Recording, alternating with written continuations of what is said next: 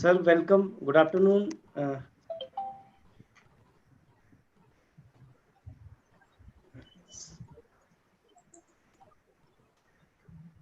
Good afternoon, everyone. First of all, I would like to welcome Manoj Lamaji, CA Manoj Lamaji. Welcome to you on this Team Casa YouTube channel, sir.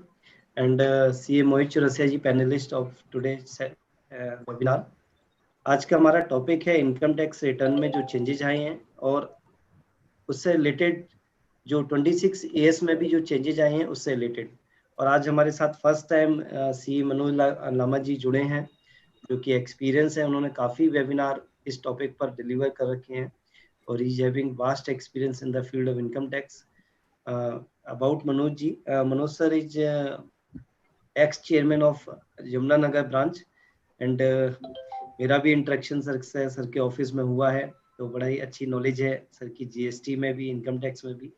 सो आज हम एक बहुत ही important topic जहां पर income tax return में जो changes हैं उन सभी को डिस्कस करेंगे। सभी व्यूअर्स से रिक्वेस्ट है कि जो अपनी क्वेरी हो आफ्टर पर्टिकुलर टॉपिक आप पोस्ट करते रहें, सो दैट मैं और मोहित जी डिस्कस कर सकें। So once again welcome Lama sir, once again welcome to you and over to you for deliberation.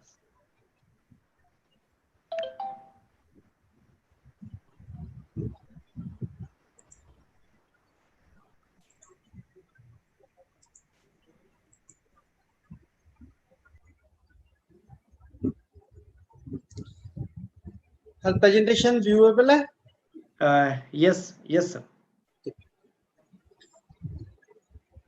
Good evening, everyone. First of all, I convey my sincere thanks to CA Sumit Garg ji, who has given me an opportunity to interact my views with you viewers on the very important topics of new income tax return of 2021. And also we will talk about the changes in form number 26 AS and one very important change which is very recently brought by the income tax department itself on 21st July 2020 in e-compliance portal. इसमें भी कुछ नई changes आई हैं, कुछ नया change किया गया, कुछ नया लॉन्चिंग डिपार्टमेंट ने की है, उसके भी बात करूंगा। और आज के लेक्चर में, आज के वेबिनार में मैं बात करूंगा 24 जून को जो डिपार्टमेंट ने डेट को एक्सटेंड करने का एक बार दोबारा सर्कुलर निकाला था, उसके बारे में भी थोड़ी सी बात करेंगे। तो आज की डिस्कशन हमारी 4 पॉइंट में कंसंट्रेट रहेगी। First we will talk about ITRs, second we will talk about form 26 AS, thirdly we will talk about new compliance portal, उस पे क्या क्या चेंजेस हुए हैं, and in last we will talk about the notification of 24th June 2020। तो in nutshell इन चारों चीजों के बारे में हम आज बात करें। अगर हम आज कोविड के समय में जब पूरे 4 महीने होने को आ गए हैं और पूरा देश रुका पड़ा है, ऐसे में ITR कंप्लायंस की बात करें तो मेरे को लगता नहीं कि कुछ सही बात कर रहे हैं। ऐसे में कुछ ऐसी बात होनी चाहिए कि कोविड की समस्या को कैसे दूर किया जा सकता है। लेकिन being a chartered accountant, being a tax professional, my bread and butter is ITRs, income tax practice, और mainly my clients belong to the income tax practice, so we are choose that topic to discuss with you. आज के time में सुमित जी, मैं आपको भी इस platform से बताना चाहता हूं, जो मैं फील कर रहा हूं, लोगों का कंप्लायंस के प्रति ध्यान जब से ये कोविड आया है बिल्कुल हट गया जी सर। लोग ये समय ITRs को, टैक्स ऑडिट्स को या बाकी जो कंप्लायंस से जुड़ी हुई चीजें हैं बहुत हल्के में ले रहे हैं। और लोग ये कह रहे हैं कि शायद ये कोविड-19 वाले साल में सरकार शायद हमें ITR भरने ही छूट दे देगी। मेरे पास क्लाइंट आते हैं, बोलते हैं हाँ देखिए पहली 30 नवंबर डेट होगी जो 31 जुलाई होती थी, अभी तो हमने एक्सटेंशन के लिए कहा ही नहीं। आगे तो हम गुहार लगाते रहते थे, तब जाके 1 महीना मिलता था, और बिना कहे सरकार ने 4 महीने दे दिए और अभी तक ऑडिट की डेट बिना कहे 1 महीना 31 अक्टूबर बढ़ा दी गई। तो आप देखिएगा कम से कम 31 मार्च तक ये जाएगी। लोगों का पहला भ्रम, पहला डाउट कि ये 31 मार्च तक जाएगी। दूसरा डाउट लोगों का ये कहना, जिससे मैं ITR के लिए फोन करता हूं, कंप्लायंस करने के लिए कहता हूं, उसका ये कहना है कि सरकार हो सकता है कि इस साल कोविड-19 के चलते कुछ और रिलैक्सेशन दे दे, जिसमें हमारे एडवांस टैक्स को लेके भी बातें हैं, टीडीएस को लेके भी बातें हैं, सेल्फ असेसमेंट टैक्स को भी लेके बातें हैं, कुछ अनाउंसमेंट सरकार ने की भी हैं, आपको मालूम है। लेकिन क्या ऐसा होगा, और अगर नहीं होता तो हमें अपने क्लाइंट्स को किस प्रकार गाइड करना चाहिए इस कोविड-19 के टाइम। और कोविड-19 के टाइम बीइंग ए प्रोफेशनल इतने ज्यादा चेंजेस डेट्स की अगर हम बात करें, लगभग पूरे इनकम टैक्स की जो डेडलाइंस और डेट्स थी उनको बदल के रख दिया गया।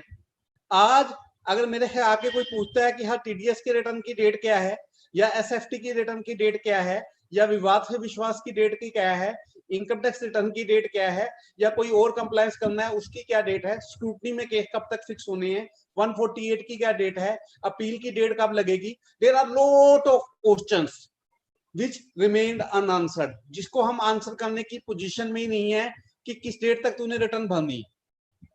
दूसरी बड़ी समस्या जो आ रही है, बड़े शहरों का तो मेरे को पता नहीं, छोटे शहरों में रहने वाले हम लोग जो फील कर रहे हैं, इस समय जो क्लाइंट कंप्लायंस बर्डन करवाना भी चाहता है, अपना कंप्लायंस पूरा करवाना भी चाहता है, वो आपको पे नहीं करना चाहता। वो पे नहीं करना चाहता क्योंकि वो आपके पास आके क्या करता है, यही कोविड का रोना रोता है। वो कहता है जी सर पहले ही मंदी की इतनी मार है, पहले ही मेरा धंधा बंद हो गया, पहले ही मेरा रोजगार बंद हो गया, और उसके ऊपर आप कह रहे हैं कि आईटीआर के नाम के 5,000 और दे जा। तो फीस लेना दूसरा चैलेंज होगा। We have two challenges. पहला, how to survive our practice, कि प्रैक्टिस कैसे बचानी है। दूसरा, इस प्रैक्टिस पे नया बिजनेस जोड़ना तो दूर की बात, जो एग्जिस्टिंग है उनसे कंप्लायंस कैसे करा लें, वो दूसरी बड़ी बात। तो दोनों समस्याएं हमारे हाथ जूझ रही हैं, और उसके बाद सरकार है कि डेट पे डेट चेंजेस किए जा रही है। चाहे वो एक्सटेंशन पे होगी है, तो किसी को खुद ही नहीं पता कि ये डेट कौन सी है, तो वहां पे क्या कंप्लायंस करेंगे। एक छोटी सी बात मैं यहाँ पे रखना चाहूंगा। काफी टाइम से मैं मीडिया में देख रहा हूँ, सोशल मीडिया में एक चर्चा चल रही है। चर्चा क्या चल रही है? वो चर्चा चल रही है फर्स्ट क्वार्टर की टीडीएस स्टेटमेंट की डेट को लेकर। फर्स्ट क्वार्टर की टीडीएस की डेट, अगर मैं आपसे ही बात करूं, फर्स्ट क्वार्टर की टीडीएस की डेट क्या होनी चाहिए? नेचुरली 30 जून को खत्म हुआ तो 31 जुलाई तक ये रिटर्न जानी चाहिए। लेकिन साथ ही साथ 24 जून 2020 का जो नोटिफिकेशन की मैं बात कर रहा हूं, कुछ लोग उसको इंटरप्रेट इस तरह से कर रहे हैं कि उसमें सभी डेट एक्सटेंड हो गई हैं। वो कह रहे हैं कि फर्स्ट क्वार्टर की डेट टीडीएस स्टेटमेंट भरने की 31 मार्च 21 होगी। अभी हम ये काटा मार देते हैं कि ये ठीक कह रहे हैं कि गलत कह रहे हैं। जिस क्लाइंट को मैं ये कहता हूं कि भाई अपनी रिटर्न भर ले, 31 जुलाई तक भर ले, वो कहता है सर 31 मार्च 21 तक टाइम है, ब्याज पे पहले ही सरकार ने छूट दे रखी है, टीडीएस डिडक्शन के रेट आपने घटा दिए, Why you are asking me to file the return in time? ऐसे में हम प्रोफेशनल्स के लिए सबसे बड़ी समस्या ये है कि हम अपने क्लाइंट्स को ऐसे में समझाएं कैसे। समझाना ही जरूरी नहीं है, रिटेन करना भी जरूरी है, क्योंकि अगर आप ऐसे में उन्हें सही एडवाइस नहीं देंगे, जब वो मंदी के दौर से गुजर रहे हैं, जब वो संकट के दौर से गुजर रहे हैं, अगर आपकी ट्रू प्रोफेशनल एडवाइस नहीं होगी तो यकीन मानिए वो क्लाइंट आपके पास रहने वाला नहीं है इस समय। क्योंकि मार्केट में इस समय खींचातानी भी बहुत ज्यादा है, सब कुछ है।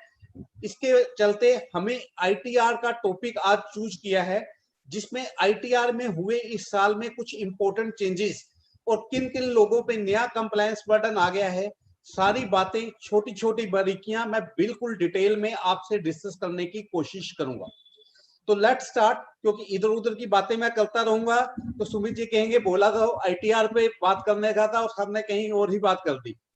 And this was also relevant for all professionals. जी, Thank you. New ITR for the assessment year 2021। ITR के फॉर्म्स आपको मालूम है, आईटीआर 1 से लेके आईटीआर 7 तक। ITR 1, ITR 2, ITR 3, ITR 4, ITR 5, ITR 6 और आईटीआर 7। अगर आज हम देखें 2 महीने हो गए हैं फॉर्म आए हुए, तो फॉर्म लाइव कौन कौन से हुए हैं? ITR 1, ITR 2, ITR 4। ना आईटीआर 3 का पता है, ना ITR 5 का पता है, ना ITR 6 का पता है, ना ITR 7 का पता है। एक तरफ तो हम ITR की बात कर रहे हैं, 4 फॉर्म आज 31 जुलाई आने को हो गया, पता ही नहीं क्या है। आप सर्विस किनको दे रहे हैं? सैलरीड वाले तो आप पे कम है, प्रोफेशनल ज्यादा है, बिजनेसमैन ज्यादा है, इंडस्ट्री ज्यादा है। उनकी रिटर्न किस में जानी है? या तो ITR 3 में जानी है, या 5 में जानी है, या 6 में जानी है। अगर ट्रस्ट और NGO हैं तो किस में जानी है? 7 में जानी है। चारों फॉर्म लापता है। ऐसे में उन फॉर्म्स में क्या क्या चेंजेस हुई हैं, क्योंकि पिछले हालों में डिपार्टमेंट का जो कल्चर रहा है वो फॉर्म में कम चेंजेस लाते हैं, यूटिलिटी के द्वारा ज्यादा चेंजेस ले आते हैं। यूटिलिटी में कहीं ऐसी इंफॉर्मेशन मांग ली जाती है जो कानून में कहीं कहीं नहीं जाती। जब ऐसी इंफॉर्मेशन यूटिलिटी में मांग ली जाती है, और यूटिलिटी कहाँ है, वो यूटिलिटी कहाँ है सर, ये अभी पता नहीं। ना हमें यूटिलिटी का पता, ना हमें फॉर्म का पता, ना हमें ऑडिट की डेट का पता, ना हमें TDS कंप्लायंसेस की डेट में पता। तो ऐसे में हम क्लाइंट को गाइड भी क्या करें? ये एक अपने आप में एक टफ क्वेश्चन अपने आप में बनता जा रहा है, क्योंकि क्लाइंट को समझाना बहुत मुश्किल है इस समय। जिसको आप कहते हैं कि टैक्स के नाम की कोई चीज होती है और वो चीज जमा करा दे, कोविड में चाहे उसके पास फाइनेंशियल क्रंच है चाहे नहीं है, मोस्ट ऑफ की लोगों के पास तो फाइनेंशियल क्रंच हो गया है, लेकिन जिनके पास लिक्विडिटी है भी है, वो भी इसका नाजायज फायदा उठा रहे हैं। हो सकता है कि मैं गलत हूं, लेकिन बहुत लोग मेरी बात से सहमत होंगे। जिन पे लिक्विडिटी है आज की डेट में, वो भी कंप्लायंसेस करने को तैयार नहीं है। लेकिन बहरहाल हम अपना टॉपिक स्टार्ट करते हैं। क्या चेंजेस आए हैं 26 AS में, और क्या चेंजेस आए हैं ITR।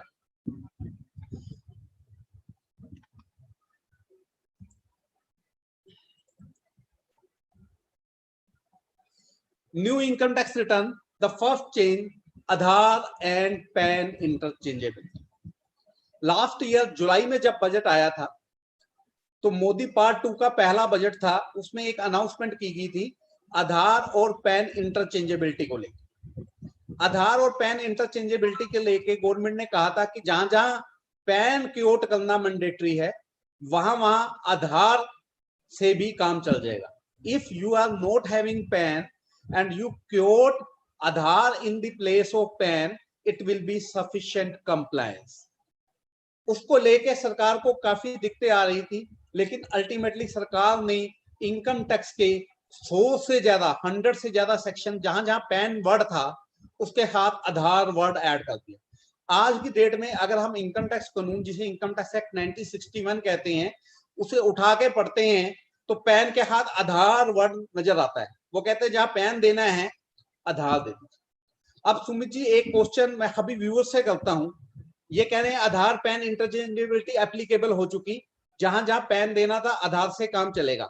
आज मैं ITR भरना चाहता हूं और मेरे पास सिर्फ आधार है, पैन नहीं है, क्या मेरा काम चल रहा है? क्या रिटर्न नंबर में कॉलम देने से काम हो जाता है? आज अगर मेरे पास सिर्फ आधार है, पैन नहीं है, और मैं सिर्फ आधार नंबर के बेस पे रिटर्न भरना चाहता हूं, या आधार नंबर से अपने TDS सर्टिफिकेट को एंटर करना चाहता हूं, तो the department utility, the income tax department utility does not provide for this same. सरकार कह रही है आधार पैन इंटरचेंजेबिलिटी लागू कर दी, रिटर्न में मैंने फैसिलिटी दे दी, कॉलम दे दिया, पर रिटर्न तो नहीं जा रही आधार से। सिर्फ रिटर्न में कॉलम दे देने से क्या होगा? सरकार ने बड़े जोर शोर से कहा कि आधार पैन इंटरचेंजेबिलिटी हमने हर जगह एप्लीकेबल कर दी। क्या TDS रिटर्न में जिस डिडक्टी का पैन नंबर नहीं है और आप आधार नंबर क्योट करते हैं, क्या रिटर्न जारी है? तो कागजों में वादे करने से क्या होगा? पता नहीं क्या होने वाला है। आधार पैन इंटरचेंजेबिलिटी पिछले 1 साल से सुन रहे हैं, कॉलम भी बना दिए, कह भी रहे हैं कि हो गई है, हमने पूरी जगह लागू कर दिया है, बट एक्चुअली धरातल पे चीजें आएंगी तभी तो पता चलेगा, उसके बगैर। दूसरी बात, आपको पता है मोस्ट ऑफ द एसएससी के केस में, मोस्ट ऑफ द एसएससी के केस में आपने E-फाइलिंग करनी है। E-फाइलिंग के लिए आपको इनकम टैक्स पोर्टल पर लॉगिन आईडी और पासवर्ड से रजिस्टर कराना पड़ता है ना सर? अब वहां पर अगर आधार पैन इंटरचेंजेबिलिटी होगी है, तो आधार से भी रजिस्ट्रेशन की फैसिलिटी आनी चाहिए। क्या है? क्या है आपके प्लेटफॉर्म से? हर आप NIFC को बिलोंग करते हैं, तो हर एक क्वेश्चन मैं रेंज कर रहा हूं, कहां है वो फैसिलिटी? कहां है रिटर्न में? कहां है वहां पे 26 AS में फैसिलिटी? तो ये सारी छोटी छोटी बातें हैं, बातें बहुत छोटी छोटी सी हैं, लेकिन जो सरकार वादे कर रही है वो वादे धरातल पे कहीं नजर नहीं आ रहे अभी तक, चाहे वो कोविड-19 को लेके डिले हो रहे हैं, चाहे किसी वजह से डिले हो रही है। आज एक एसएससी मेरे पास आके ये कहता है कि सर सरकार ने तो आधार पैन इंटरचेंजेबिलिटी कर दी, मेरे पास पैन है नहीं, ना ही मैं पैन लेना चाहता हूं। अब मेरे आधार से रिटर्न भरी है ना, तो मेरे पास आधार से रिटर्न तो तब भरू भाई जब मेरे को पोर्टल उठाएगा। आधार से रजिस्ट्रेशन की फैसिलिटी नहीं, आधार से फॉर्म भरने की फैसिलिटी नहीं। तो ये पहली बात आधार पैन इंटरचेंजेबिलिटी से। आज मैं लीगल बड़ी बड़ी बातें नहीं करने वाला, कानून सब लोगों को हमारे को बहुत आता है। मैं छोटी छोटी जुड़ी हुई दिक्कतें जो आ रही हैं जिसकी वजह से हमारा काम रुक रहा है, वो पॉइंट आपके चैनल के थ्रू मैं रेज करना चाहता हूँ। तो पहली चीज मैंने बताई। बहुत अच्छा सर, बहुत अच्छा। कहीं ना कहीं यही इशू हमें समझने की जरूरत है कि जो प्रैक्टिकल प्रॉब्लम्स आ रही हैं उन्हें कैसे डील करें सर। जी जी। दूसरी चीज, आधार पैन इंटरचेंजेबिलिटी की हमने बात कर ली, फैसिलिटी कहीं नहीं है। अब दूसरी बात, इन्होंने सारी चीजों में क्या किया, आज इनकम टैक्स का ईवीसी जाता है, ओटीपी जाता है, वेरिफिकेशन होती है, वो भी उन्होंने आधार ओटीपी कर दिया। अब आधार ओटीपी के लिए मोबाइल नंबर लिंक्ड होना जरूरी है। जिस मोबाइल से आपका आधार लिंक्ड है उस मोबाइल पर ओटीपी जाएगा तो आपकी रिटर्न वेरीफाई होगी, आपका रिफंड वेरीफाई होगा, बाकी चीजें वेरीफाई होंगी। अब इसमें क्या दिक्कत आ रही है, आधार कार्ड बने काफी तेल हो गए और हिंदुस्तान में तो रिवाज है 6 महीने बाद लोग मोबाइल बदल लेते हैं। जो मेरा मोबाइल आधार के साथ लिंक था वो मोबाइल आज मेरे पास है ही नहीं, ट्रांसफर हो चुका है, मैंने वो सिम बदल दिया, वो सिम खत्म कर दिया, वो मोबाइल ही छोड़ दिया, वो गुम हो गया। There are lot of reason. या बहुत से लोग ऐसे थे जिनके मोबाइल नंबर मेंशन ही नहीं थे आधार में। आधार कैसे बनाए गए थे आपको मालूम है, घर घर जाके बनाए गए थे। किसके पास टाइम था मोबाइल लेने का, किसके पास टाइम था ईमेल आईडी लेने का। आधार में ना तो किसी की मोबाइल है ना ईमेल आईडी। अगर most of the Aadhaar data देखा जाए तो बहुत सारे लोगों के मोबाइल आधार से लिंक नहीं है। हम क्लाइंट को बोलते हैं भैया जा इसको मोबाइल से लिंक कराया। तो जितनी ट्रेजरीज हैं, जितने आधार फैसिलिटेशन सेंटर हैं, जितने आधार केंद्र हैं, वहां पर कोविड-19 की वजह से वो बंद पड़े। यानी आधार अपडेशन, यूआईडी की अपडेशन आज की डेट में बंद है। तो अगर वो मोबाइल अपडेट कराना चाहता है, आधार लिंक कराना चाहता है तो हो नहीं रहा। एक तरफ आधार पैन इंटरचेंजेबिलिटी की बात हो रही है, एक जगह आधार को पूरा आधार बनाने की बात हो रही है। और जबकि एग्जिस्टेंस में हम देखते हैं तो उसको करने के लिए क्या प्रैक्टिकल दिक्कतें आ रही हैं, सुमित जी वो मैंने आपसे शेयर की। अब दूसरी इस तरह की चेंजेस, आधार पैन लिंकिंग डेट। पिछले 2 साल से हर ये अभियान चल रहा है, आधार पैन लिंकिंग। सुप्रीम कोर्ट भी आ गया बीच में, उन्होंने भी दे दिया। लेकिन सरकार ये कहती है कि हमने तो आधार को पैन से लिंक करा के ही माना। हर बार डेट पे डेट, डेट पे डेट। अब तो पैनल प्रोविजन भी आ गया है, अगर आप आधार को पैन से लिंक नहीं करते, पैन डीएक्टिवेट हो जाएगा और आपके ऊपर 10,000 रुपए का जुर्माना भी लग सकता है। अब आधार पैन कब लिंक होगा, फिर अगेन ओटीपी आता है। जब इस तरह है, नाम मैच होना चाहिए, डेट ऑफ बर्थ में। Even date of birth complete नहीं है लोगों के आधार में। लोगों के आधार में जब डेट ऑफ बर्थ कंप्लीट नहीं है तो वो आधार पैन से लिंक नहीं होता। या नाम के स्पेलिंग में कोई गलत है, सुमित के स्पेलिंग है कहीं कुछ और लिख दिए, कहीं कुछ और लिख दिए, हल्का सा स्पेलिंग मिक्स मैच है तो भी आधार पैन लिंक नहीं होता। जब तक एग्जैक्टली डाटा आधार और पैन का मैच नहीं करेगा, चाहे वो नेम है, चाहे वो डेट ऑफ बर्थ है, चाहे वो मोबाइल नंबर है, वो आपस में लिंक नहीं होता। और लिंक अगर कोई आधार अपडेट कराना चाहता है, मैंने कहा यूआईडी का सर्वर डाउन पड़ा है कोविड के 19 से, तो कैसे आधार पैन लिंकिंग होगी। आई बार नई डेट ही मिलने वाली है। पहले सरकार ने पिछले साल 30 सितंबर ऑडिट तक बात कर रहे थे, 30 सितंबर 19 से 31 दिसंबर 19, 31 दिसंबर 19 से 31 मार्च 2020, 31 से 30 जून 2020, 30 जन 2020 से अब 31 मार्च 2021। हो क्या रहा है, एक बार ही कह दो ना आज हमारे पास इंफ्रास्ट्रक्चर नहीं है, 5 साल तक कोई जरूरत नहीं है, पहले हम अपना इंफ्रास्ट्रक्चर बना ले फिर हम कर लेंगे। हर बार नई एक्सटेंशन, हर बार नई एक्सटेंशन। हर बार सरकार कहती है कि मेरे कहने के बाद अभी तक 25% लोगों ने आधार पैन लिंक कराए। अरे लोगों को प्रैक्टिकल दिखते हैं, कहां से लिंक कराए। और ऐसे टाइम में आप डेट पे डेट देते जाओगे, डेट देना समाधान नहीं है। फैसिलिटीज को इस तरह से सुधारना है कि आसान बनाया जाए आधार पैन लिंकिंग को, और इजी बनाया जाए। जैसा भी नाम है आधार और पैन, अगर एसएससी कहता है कि मेरा ये आधार है, मेरा ये पैन है, दोनों को लिंक करो ना, वो डिक्लेरेशन कर रहा है चाहे मेरे नाम में फर्क भी है तो क्या फर्क हो रहा, वो कह रहा ये मेरा आधार है, मेरे से बिलोंग करता है और ये मेरा पैन है, दोनों को लिंक कर दीजिए। उसमें दिक्कत किस बात की है मेरे को समझ नहीं आ रहा। कहीं मोबाइल लिंक कराओ, कहीं ईमेल रजिस्टर कराओ, कहीं कुछ कराओ, कहीं कुछ कराओ। Why when he is giving simple declaration, और वो अगर कोई गलती भी है तो उसे ऑनलाइन पोर्टल दे दो, भी अपना नाम ठीक कर ले, अपनी ईमेल आईडी ठीक कर ले, उसे अपना पोर्टल कर दो। उसे वहां जाने की जरूरत क्या पड़ रही है आधार सेंटर में? जो अपने आधार में अपना नंबर अपडेट करना चाहता है, उसके पास आधार नंबर पे उसे मोबाइल पे ओटीपी आए, जो नंबर दे रहा है, ईमेल पे ईमेल आए, वेरीफाई कर लो और उसको अपडेट कर दो। तो सरकार क्यों नहीं कर रही है, ये समझ से बाहर है। बहरहाल अच्छी खबर यह है कि ये 31 मार्च 2021 तक बढ़ा दिया जाए। उसके बाद आगे बात करते हैं। एक बड़े जोर शोर से सरकार ने नारा दिया था, वो था फैसिलिटी ऑफ इंस्टेंट पैन। आज सरकार ये कह रही है कि पैन सर सिर्फ 10 मिनट में, get your PAN within 10 minutes. काफी हद तक सरकार ने इस सपने को हकीकत में बदल दिया। इसकी फैसिलिटी आपके पोर्टल पे भी शुरू हो चुकी है, लेकिन इसमें भी कुछ दिक्कतें। इसमें उन्हीं लोगों का इंस्टेंट पैन मिल सकता है, उन्हीं लोगों को इंस्टेंट पैन मिल सकता है जिनके पास आधार है, फिर आधार में मोबाइल लिंक्ड है। If your Aadhaar is not having mobile number, then you cannot use the facility of instant PAN. If your Aadhaar is not having mobile number, you cannot use the facility of instant PAN. जब ऐसे में ये facility use ही नहीं कर सकते वो लोग, तो क्या फायदा? जिन्होंने करप्शन करानी है उनके लिए ये फैसिलिटी नहीं है, कॉर्पोरेट्स के लिए ये फैसिलिटी नहीं है, फर्म के लिए ये फैसिलिटी नहीं है, एलएलपी के लिए ये फैसिलिटी नहीं है। ये फैसिलिटी ओनली फॉर इंडिविजुअल है। अगर आपने माइनर का भी कोई पैन कार्ड बनवाना है तो माइनर इस फैसिलिटी का यूज नहीं कर सकता।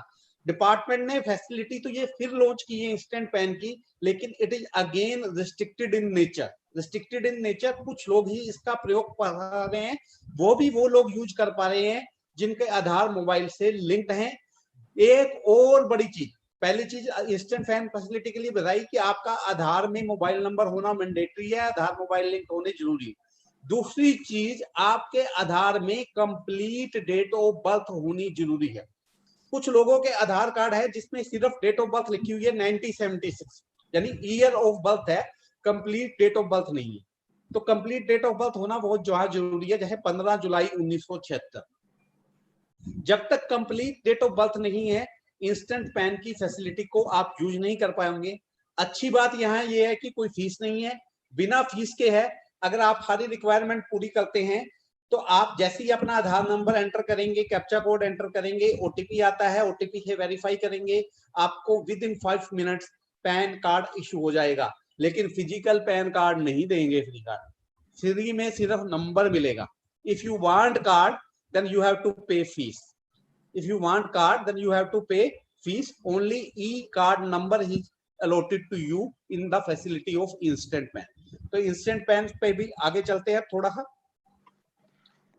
अब पिछले बजट में, जब बजट आया पिछले साल जुलाई में, तो कुछ अनाउंसमेंट आई थी। उसमें उन्होंने कहा था कि कुछ लोग, चाहे उनकी आमदन 2.5 लाख रुपए से, जो maximum amount not chargeable to tax है, उनसे कम ही क्यों नहीं है, उनके लिए आयकर विवरणी भरना अनिवार्य होगा। अब सरकार की ये 3 कंडीशंस कौन सी थी? पहले ये 3 कंडीशन मानते हैं, फिर इन 3 कंडीशन से किस किस पर गाज गिरी ये समझे। पहली कंडीशन है डिपॉजिटेड अमाउंट और aggregate of amount exceeding 1 crore in one or more current account during the previous year. ये क्या कह रहा है? Deposited amount or aggregate of amount. It is talking about amount deposited. It is not talking about cash deposited. Please note that, all viewers, please note that it is not talking about cash deposit. It is talking about amount deposited. If your credit side of your current account is exceeding 1 crore, you are liable to file the return. If your credits in your current account exceeds 1 crore, you are liable to file the return. Further, ये single account में नहीं देखना है, 1 or more current account during the previous year. यानी जिन लोगों के लिए भी 1 करोड़ से ऊपर के करंट डिपॉजिट है, उनको रिटर्न भरना अनिवार्य है। अब एक छोटे से एग्जांपल है, समझते हैं। एक आदमी 1 करोड़ रुपया सेल है उसकी, 1 करोड़ रुपया सेल है। वो कहता है जी मेरा तो 1 करोड़ रुपए की सेल, 95 लाख रुपए की, सॉरी 98 लाख रुपए की परचेज, प्रॉफिट 2 लाख रुपए। जब हम उसका पहले क्या करते थे, 1 करोड़ 98 लाख माइनस क्या रह गया, 2 लाख रुपया। 1 करोड़ टोटल रसीद है, 98 लाख रुपया आपके बैंक में जमा, माइनस कितना रह गया, 2 लाख रुपया। तो आप कहते हो कि मेरी income maximum amount not chargeable to tax से कम है, इसलिए मेरे लिए रिटर्न भरना जरूरी नहीं है। अब हमने उसकी बैंक स्टेटमेंट मंगाई और चेक किया, उसमें डिपॉजिट जो है करंट अकाउंट में 1 करोड़ से ज्यादा हैं। क्रेडिट साइड 1 करोड़ से ज्यादा हो रही है। ये सेल की बात नहीं कर रहा, क्रेडिट की बात कर रहा है आपके अकाउंट में। तो अगर क्रेडिट्स 1 करोड़ से ज्यादा है तो आपकी रिटर्न चाहे 2.5 लाख रुपए से कम भी प्रॉफिट क्यों नहीं है, आपको अपनी रिटर्न कंपलसरी रूप से भरनी पड़ेगी। ये प्रोविजो ऐड की गई section 139 of income tax act 1961। दूसरी चीज, incurred expenditure of an amount or aggregate of amount exceeding 2 lakh for travel to a foreign country for yourself or for any other person, for yourself or for any other person। वो कह रहा है कि कोई भी ऐसा व्यक्ति जिसने फॉरेन ट्रैवल पे 2 लाख रुपए से ज्यादा खर्च किया है अपने ऊपर या किसी और व्यक्ति के फॉरेन ट्रैवल के ऊपर, तो ऐसे व्यक्ति को भी कंपलसरी रूप से अपनी इनकम टैक्स रिटर्न भरनी पड़ेगी। कंपलसरी रूप से अपनी इनकम टैक्स रिटर्न भरनी पड़ेगी। अब यहां पे भी 1 मिनट रुकूंगा। यहां पर क्या बात हो रही है, आप फैमिली ट्रिप के लिए गए या बिजनेस एक्सपेंडिचर की बात नहीं हो रही। Even a salaried employee whose salary is less than 2,50,000 has visit abroad with the family, से दुबई गया, मलेशिया गया, सिंगापुर गया घूमने के लिए, और उसने पैकेज टूर लिया, 2 लाख रुपए से ज्यादा खर्च हो गई। वो कह रहा है ये तो इनकम मेरी एग्रीकल्चर इनकम थी, उसमें से मैंने खर्च कर दिया। ठीक है भाई, एग्रीकल्चर इनकम थी, ठीक है, इनकम 2.5 लाख रुपए से कम थी, ठीक है, हम कुछ नहीं कह रहे, मान रहे हैं तेरी बात, पर इनकम टैक्स रिटर्न तू भर दे, इनकम टैक्स रिटर्न तू भर दे। ऐसा सरकार का फरमान है, सरकार का फरमान है कि आप ऐसे में इनकम टैक्स रिटर्न भरिए। तो incurred expenditure of an amount और aggregate of amount exceeding ₹2 lakh for travel to a foreign country for yourself and for any other family member. तो ऐसे में आपको अपनी इनकम टैक्स रिटर्न कंपलसरी रूप से भरनी पड़ेगी, चाहे आपकी इनकम एग्जेम्प्ट ही क्यों नहीं है, चाहे आपकी income below the taxable limit ही क्यों नहीं है। तीसरी condition, very very dangerous, incurred expenditure of an amount or aggregate of amount exceeding ₹1 lakh on consumption of electricity during the previous year। बिजली का बिल 1 लाख रुपए से ज्यादा, यहाँ बिजली के एक बिल की बात नहीं हो रही, कोई भी व्यक्ति ले लो, घर है, ऑफिस है, दुकान है, किसके बिल तो पूरे साल के मिला के 1 लाख से ज्यादा नहीं होते। मेरे नाम पे 4 मीटर लगे हुए हैं, बिल चाहे 25-25 हजार रुपए आते हैं, टोटल 1 लाख से ज्यादा हो गया, 1 लाख से ज्यादा हो गया तो मेरे को इनकम टैक्स रिटर्न भरनी पड़ेगी, भरनी पड़ेगी। अब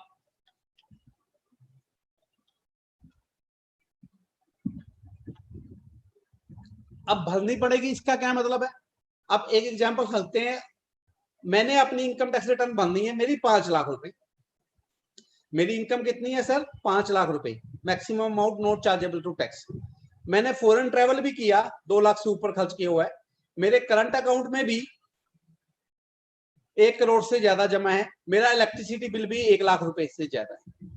क्या मेरे को तीनों कॉलम टिक करने हैं। मैं अपने व्यूअर, अपने चार्टर्ड अकाउंटेंट भाइयों से एक सिंपल सा क्वेश्चन पूछ रहा हूं, मेरी इनकम 10 लाख रुपए, फॉरेन ट्रैवल भी 2 लाख से ऊपर है, करंट अकाउंट भी 1 करोड़ से ऊपर है, बिजली का बिल भी 1 लाख से ऊपर है। I am satisfied all the 3 condition, any one छोड़ो, तीनों पूरी कर रहा हूं, इनकम टैक्स रिटर्न भी भर रहा हूं। क्या रिटर्न भरते समय ये तीनों सवालों पे मेरे को यस यस यस करना है। ये बहुत अहम क्वेश्चन है, मेरे ख्याल यहाँ हजारों सेमिनार हो चुकी, किसी ने इसका आंसर नहीं दिया होगा। किसी ने इसका आंसर नहीं दिया होगा, लेकिन मैं आज आपको आंसर देता हूं। वो क्या है कि आपको यहाँ पे भरने की जरूरत नहीं है। इन तीनों ऑप्शन में है एक ऑप्शन आप तब टिक करोगे जब आप प्रोविजो 7 टू सेक्शन 139 में रिटर्न भर रहे हो। अगर आपकी रेगुलर पहले ही रिटर्न फाइलर हो, पहले ही आपकी इनकम टैक्सेबल है, उनके लिए तो ये प्रोविजो आई नहीं। ये प्रोविजो उन लोगों को दायरे में लाने के लिए आई है जो पहले से रिटर्न फाइलर नहीं है और जो कहते हैं कि मेरी इनकम बिलो टैक्सेबल लिमिट है। अगर मैं सारी कंडीशन सेटिस्फाइड क्यों नहीं करता, तब भी मेरे को ये इंफॉर्मेशन टिक करनी जरूरी नहीं है। कहां से मैंने ये इंटरप्रिटेशन निकाली? अब लोग कहेंगे ज्ञान के ज्ञाता है ना यहाँ सारे, तो सभी लोग कहेंगे सर आप कैसे कह सकते हैं? आप अगर अपनी यूटिलिटी खोलें, अपनी फाइल खोलें, वो आपसे पूछता है whether you are liable to file return under proviso 7 to the section 139। जब यस करते हो तब ये कंडीशन करता है। जब 139(7) में आप एलिजिबल ही नहीं हो तो आप नो टिक करो ना, अपने आप ये खाना हाइड हो जाता है। तो प्लीज नोट दैट आज के वेबिनार से, आज के सेमिनार से ये क्रंच लेके जाइएगा। Only those people whose taxable income is below the maximum amount not chargeable to tax, if satisfied any of these three conditions, are liable to file the return compulsory under ticking that particular provision. All other assessee who are not filing in that particular provision are not eligible to tick that particular provision. They are not liable to file return in that provision. So be careful in filing return. Tick that provision only when you fall in any one of these three category and your income is below the maximum amount not chargeable to tax. अब आगे चलते हैं sir.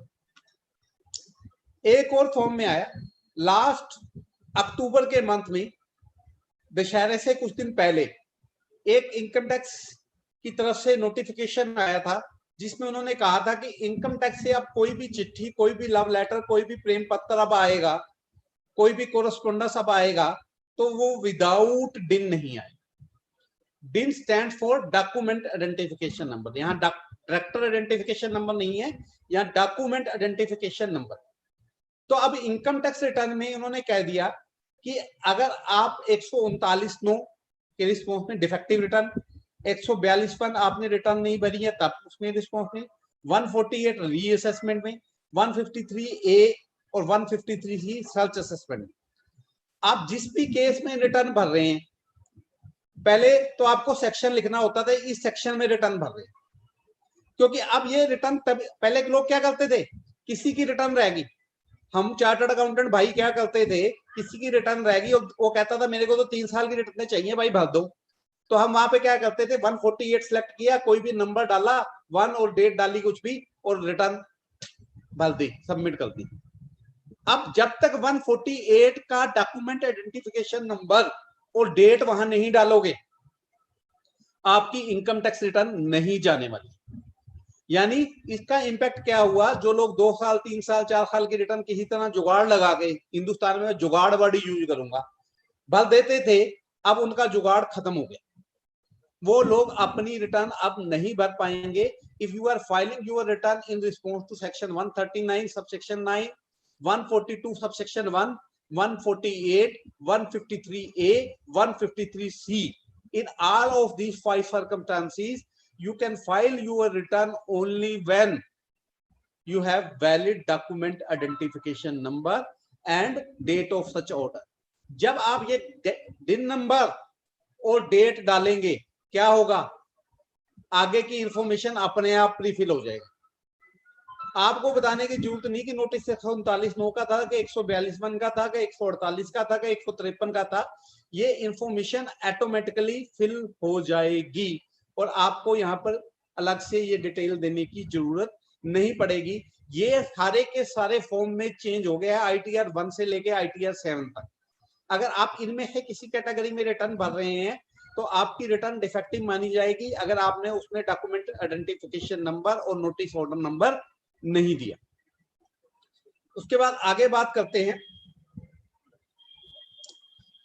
अभी आपने देखा कोविड-19 के चलते सरकार ने इन्वेस्टमेंट की समय सीमा को 1 31 मार्च 2020 तक हमें एटीसी के लिए, एटीडी के लिए, एटीजी के लिए, एटीयू के लिए, हब के लिए इन्वेस्टमेंट करनी होती थी। अब को 24 मार्च को पूरे हिंदुस्तान में लॉकडाउन लग गया था, तो हम तो ठहरे लेते हमेशा कब इन्वेस्टमेंट होती है, मार्च के लास्ट हफ्ते में। मार्च के लास्ट हफ्ते में हम कर नहीं पाए थे, लेकिन मोदी साहब ने इसे 30 जून तक बढ़ा दिया था। अब इसने दोबारा बढ़ाते हुए 31 जुलाई तक बढ़ा दिया। मतलब किसी की अगर 31 मार्च 20 तक इन्वेस्टमेंट नहीं हो पाई थी, तो आज भी 31 जुलाई 2020 तक वो एटीसी, एटीडी, एटीडीबी जो भी सेक्शन है जिसमें हमें डिडक्शन लेनी होती है, इन्वेस्टमेंट कर देता है, तो उसकी डिडक्शन पिछले साल में ले सकता है। लेकिन अब ऐसे भी लोग आपके पास आने वाले बहुत होंगे जो कहेंगे हर इस साल भी छूट ले जाएंगे, 30 जून में पैसे जमा कराए, अगले साल फिर आगे हर ये देखो ये पैसे तो 20-21 में जमा कराए थे, इसकी छूट दोबारा दिलवा दो। 1.5 लाख पिछले साल भी ले लिया, अगले साल भी ले लिया। तो सरकार ने उन लोगों पर शिकंजा कसने के लिए जो इन्वेस्टमेंट 1 अप्रैल 2020 से 30/6/2020 लिखा था पहले फॉर्म में, अब फॉर्म फिर अमेंड होगा क्योंकि ये डेट बढ़ाकर 31/7/20 हो गई है, तो यहाँ पर 31/7/20 हो जाएगी। तो ये कह सकते हैं कि जो इन्वेस्टमेंट आपने 1 अप्रैल 2020 से लेके 31/7/2020 के बीच में की हैं, उन इन्वेस्टमेंट के ऊपर आपको चैप्टर 6A की डिडक्शन लेने में कोई दिक्कत नहीं आएगी। लेकिन आपको एक चीज करनी पड़ेगी। वो चीज क्या करनी पड़ेगी? आपको ये सारी की सारी डिडक्शन दिखाने के लिए हर रिटर्न फॉर्म के अंदर एक अलग शेड्यूल ऐड कर दिया गया है, एक अलग शेड्यूल ऐड कर दिया गया है। तो मेरे को बताना पड़ेगा कि मेरी टोटल इन्वेस्टमेंट है एटीसी के लिए 1.5 लाख रुपए की मैंने पूरी कर रखी है, एटीडी में 50,000 कर रखे हैं। एटीडी के 50,000 में है 25,000 तो 31 मार्च से पहले थे, 25,000 31 मार्च से पहले बाद है। एटीसी में 1 लाख रुपए पहले थे, 50,000 रुपए बाद है। तो मेरे को उसको 2 हिस्सों में बांटना है। 31 मार्च तक मैंने कितनी इन्वेस्टमेंट की थी और 1 अप्रैल से लेके 31 जुलाई तक कितनी, और सरकार ने जो बाद में इन्वेस्टमेंट की है कहां कहां की है, कैसे कैसे की है, उसे क्लेम करने के लिए अलग से कॉलम आपकी आईटीआर में इंसर्ट कर दिए हैं। तो please take care of that also. उसके बाद आगे चलते हैं sir. Taxable dividend income from domestic company are not eligible for ITR 1। आपको पता है पिछले साल तक dividend declared by domestic company, dividend declared by domestic company exempt हुआ करता था in the hand of recipient, in the hand of recipient dividend income exempt हुआ करती। अब क्या हुआ, इस बजट में सरकार ने घोषणा की कि 1 अप्रैल के बाद से जो भी डिविडेंड डिक्लेयर होगा उस पर रिसिपिएंट को टैक्स देना है जिस कैटेगरी में वो फॉल करता है। अब डोमेस्टिक कंपनी के अलावा अगर कोई और डिविडेंड थे, आपको डीम डिविडेंड थे या किसी फॉरेन कंपनी से कोई डिविडेंड आया था, तो वो लोग पहले ITR 1 भर सकते थे। लेकिन इस साल के रिटर्न फॉर्म में अब ये चेंज किया गया कि अगर आपको कोई डिविडेंड आया है और वो डिविडेंड टैक्सेबल है, चाहे वो डोमेस्टिक कंपनी से भी नहीं आया, किसी भी कारण से वो टैक्सेबल डिविडेंड है, तो टैक्सेबल डिविडेंड वाले लोग ITR 1 फॉर्म का प्रयोग नहीं कर पाएंगे। ITR 1 फॉर्म का प्रयोग कौन लोग कर पाएंगे? सुमित जी, हमें इसके लिए भी एक सेशन रखना चाहिए कि कौन व्यक्ति कौन सा फॉर्म प्रयोग कर पाएगा। ITR 1 कौन यूज कर सकता है, ITR 4 कौन यूज कर सकता है, ITR 6 कौन यूज कर सकता है, ITR 5 कौन यूज कर सकता है। क्योंकि अब इस पे भी इतनी ज्यादा कंफ्यूजन हो गई है ना आपस में कि लोगों को हमें ही नहीं आता कि मेरे को ITR 4 बनना है कि 3 बनना है, 2 बनना कि 1 बनना, 5 बनना कि 6 बनना। तो इसके ऊपर भी हमें एक वेबिनार अलग से रखना चाहिए जिसमें मैं ये समझा सकूं कि किस व्यक्ति के लिए क्या फॉर्म भरा जाना जरूरी है। तो मैं सर यहाँ पर क्लैरिफिकेशन देना चाहूंगा सभी व्यूअर्स जो देख रहे हैं। मैंने जो ITR का ये सेशन प्लान किया था जिसमें चेंजेस का टॉपिक भी था, साथ में आपका ये बिल्कुल सही कंसर्न है कि which form to be use for the which purpose, तो ये भी जरूरी था। तो इसको हम एक अलग वेबिनार एक और शेड्यूल प्लान कर लेते हैं जिसमें आपका ये टॉपिक भी कवर कर लेंगे कि कौन सा फॉर्म किसके लिए यूज करना है, क्योंकि ये बहुत जरूरी है सर। आज हम चेंजेस कवर कर लेते हैं, फॉर्म द्वारा कवर कर लेंगे सर। ठीक है। तो जिन लोगों की डिविडेंड टैक्सेबल है वो अब ITR 1 का प्रयोग नहीं कर पाएंगे। उसके बाद पैन और Aadhaar number of payment is mandatory if tax deducted under section 194 IB। अगर आपकी कोई रेंट की इनकम है और रेंट क्या आप टीडीएस डिडक्ट कर रहे हैं, या हमें पैन या आधार नंबर डिडक्टर का मेंशन करना जरूरी होगा।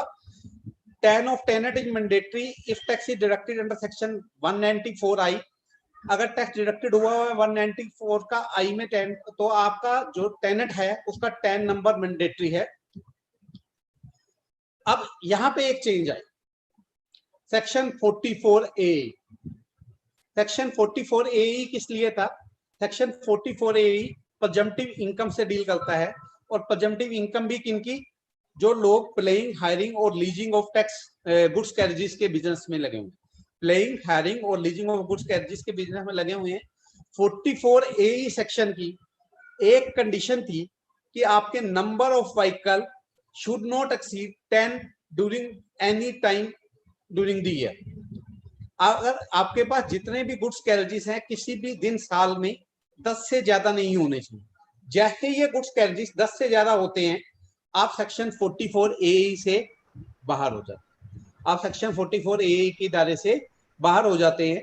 तो section 44A of the presumptive income from goods and carriages, the ceiling of maximum row is removed and in new validation number of vehicles should not exceed 10 vehicles at any time during the year resided। अब यहाँ क्या change किया गया utility में? पहले यहाँ कुछ ही रो थी। अब मान लो कि एक व्यक्ति के पास 10 ट्रक है, तो वो 10 रो ही नहीं होती थी, वो इनकम कहाँ 10 ट्रक होगी अलग अलग ऐड करें, तो वहां यूटिलिटी में दिक्कत आती थी। तो फिर वो क्या करता था, 2 की इनकम मर्ज करता था, 3 की इनकम मर्ज करता था, जिससे 3-4 रो जितनी है उसमें वो इनकम रिफ्लेक्ट कर पाए। अब उन्होंने क्या किया, यहाँ पर एक वैलिडेशन तो ये लगाई कि वहां 10 ही रो कर दी, 10 से ज्यादा तो किसी की होंगी नहीं, और उसके ऊपर एक डिक्लेरेशन भी ऐड कर दी, एक वैलिडेशन भी ऐड कर दी कि number of vehicle should not exceed 10 vehicle at any time during the year. यानी जिन लोगों के पास 10 से ज्यादा व्हीकल हैं वो ऑटोमेटिकली इस फॉर्म का प्रयोग नहीं कर पाएंगे जो ITR 4 था, उन्हें इसके दायरे से बाहर कर दिया गया। तो सेक्शन 44A वाला जो शेड्यूल जहां जहां लगता था वहां पर ये चेंज किया गया। उसके बाद detail of government employees in ITR form 1 और in ITR form 1 government employees have been bifurcated in state, central government और a type as NA added to this list. पहले क्या होता था, आपसे पूछता था कि आप अगर गवर्नमेंट एम्प्लॉई हैं तो आपको बताना होता था गवर्नमेंट है, नॉन गवर्नमेंट है या सेमी गवर्नमेंट है। पहले ITR 1 में 3 कॉलम हुआ करते थे, गवर्नमेंट, सेमी गवर्नमेंट या प्राइवेट। अब उन्होंने क्या किया, गवर्नमेंट को फर्दर बाइफर्केट कर दिया, गवर्नमेंट को फर्दर बाइफर्केट कर दिया कि स्टेट गवर्नमेंट है या सेंट्रल गवर्नमेंट है, वो आपको अलग से बताना पड़ेगा। आपको मेंशन करना पड़ेगा ITR 1 भरते हुए कि whether you are a state government employee और whether you are a central government employee. इसके पीछे सरकार की मंशा क्या है ये तो सरकार ही जाने, लेकिन यहाँ पर अब एक कॉलम बता दिया। पहले आपको बताना पड़ेगा कि गवर्नमेंट एम्प्लॉय हो, गवर्नमेंट एम्प्लॉय पर टिक करोगे तो आगे पूछेगा स्टेट हो या सेंट्रल हो या नॉट एप्लीकेबल है, तीनों में से एक को आपको टिक करना होगा। उसके बाद लास्ट ईयर कोविड आने से पहले ही पूरे देश में त्राही थी, हर बिजनेसमैन कह रहा था मंदी मंदी मंदी मंदी, और उस मंदी को चलते अक्टूबर के महीने में फाइनेंस मिनिस्ट्री ने एक ऑर्डिनेंस लेके आई थी जिसपे कंपनीज के टैक्स रेट उन्होंने चेंज कर दिए थे। If you want to take MAT credit तो ये रेट है, अगर मैट क्रेडिट नहीं लेना चाहते तो ये रेट है, और अगर नई मैन्युफैक्चरिंग कंपनी लगाते हैं तो उनके लिए स्पेशल टैक्स रेट आ गई थी 15% की, और बाकी कंपनियां जो मैट क्रेडिट नहीं लेने जाती उनके लिए रेट कर दी गई थी 22% की। तो ITR 6 फॉर्म जो इस साल का आया है उसमें इन जिन लोगों ने इस ऑप्शन को अवेल किया है, जो लोग कहते हैं कि हम अपनी टैक्स रियायतें छोड़ना चाहते हैं, हम अपनी मैट क्रेडिट छोड़ना चाहते हैं, नए टैक्स रिजाइम में जाना चाहते हैं, तो ITR 6 फॉर्म में जो कंपनीज के लिए एप्लीकेबल होता है, ITR 6 फॉर्म एक्सक्लूसिवली किसके लिए है, कंपनीज के लिए है। तो उसमें एक ड्रॉप डाउन बॉक्स आ गया, उसमें ड्रॉप डाउन बॉक्स में क्या आ गया, in form number ITR 6 for companies provides a new drop down utility to opt for concessional tax regime of 22% offered to corporates or new companies under section 115 BAA or 115 BAB। मतलब if you are opting for new regime, it is not compulsory for all, it is for only दोस्त corporate who opt for the that. इसके लिए एक form भी सरकार ने notify किया था कि जो लोग कंसेशनल टैक्स रिजाइम में जाना चाहते हैं कंपनीज के केस में, उन्हें ये फॉर्म पर्टिकुलरली भर के जमा कराना था, गवर्नमेंट के पोर्टल पे ऑनलाइन ही जमा कराना था। ये यानी कंसेशनल टैक्स रिजाइम को केवल वही कंपनियां ऑप्ट कर सकती थी जिसने इसके लिए डिक्लेरेशन फाइल की थी। जिन्होंने ये डिक्लेरेशन फाइल नहीं की थी वो इसको ऑप्ट ही नहीं कर सकती थी। तो अब इन्होंने क्या किया है, in form ITR 6 for companies, जो ITR 6 आया है उसमें एक ऑप्शन दिया है कि अगर आपने कंसेशनल टैक्स रिजीम को ऑप्ट किया है तो आपको ये वाले टेबल पे को टिक करना पड़ेगा। उस टेबल में ऑटोमेटिकली टैक्स कैलकुलेट होकर कम आएगा। यानी अगर आप 22% वाली स्लैब में फॉल करते हैं तो 22 आएगा, 15 वाली स्लैब में फॉल करते हैं तो 15 आएगा। The ITR form 3, 5 and 6 details pertaining to the assessee of paying additional income tax in case of non-repetition of primary adjustment within the prescribed time limit। ये चेंज जो मैं चेंज नंबर 15 है मेरा, ये ITR 3 में भी, ITR 5 में भी, ITR 6 में भी, यानी बिजनेस वाले जो तीनों फॉर्म है जहां पे ऑडिट की रिक्वायरमेंट होती है वहां पे चेंज है। ये चेंज बेसिकली किन के लिए है, जो लोग फॉरेन ट्रांजैक्शन या डोमेस्टिक ट्रांसफर प्राइसिंग की ट्रांजैक्शन। तो यहाँ पर ये किसके लिए बात कर रहा है, in case non repatriation of primary adjustment within prescribed time limit. जो नॉन रेपिटेशन का फंड का टाइम है, अगर प्राइमरी एडजस्टमेंट का टाइम है within prescribed time limit जो 6 मंथ का होता है उसके अंदर नहीं हुआ तो इस अमाउंट पे हमें एडिशनल टैक्स पे करना था। इसके लिए पिछले हल सेक्शन आ गया था।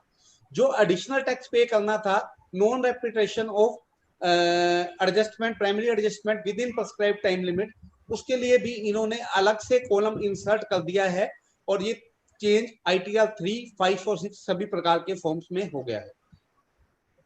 उसके बाद अभी आपको पता है कि सेक्शन 44 AB भी इस साल के बजट ने अमेंड किया और रेट्रोस्पेक्टिव इफेक्ट से कर दिया। इसी साल से 5 करोड़ वाली लिमिट एप्लीकेबल, इसी साल से 5 करोड़ वाली लिमिट एप्लीकेबल है। जब आप अपनी ITR 3, 5 या 6 भरते थे तो आपसे ऑडिटर डिटेल मांगी जाती थी नीचे, जिसमें वो कहता था कि आप अपना नेम ऑफ ऑडिटर बताओ, ऑडिटर पैन नंबर बताओ, ऑडिटर फॉर्म रजिस्ट्रेशन नंबर बताओ, डेट ऑफ ऑडिट बताओ, date of uploading to the website बताओ, ये सारी इंफॉर्मेशन आपसे मांगता था। अब इन्होंने एक और चीज, एक पंगा और ले लिया है।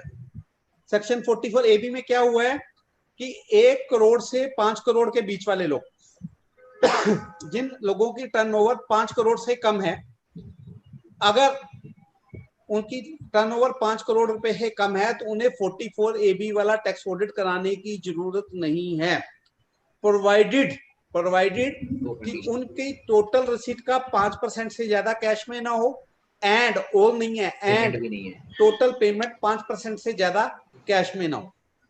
अब यहाँ पर ITR फॉर्म भी यहाँ पर ये पूछ रहा है, वो पूछता है आपकी टर्नओवर क्या 1 करोड़ से 5 करोड़ के बीच है।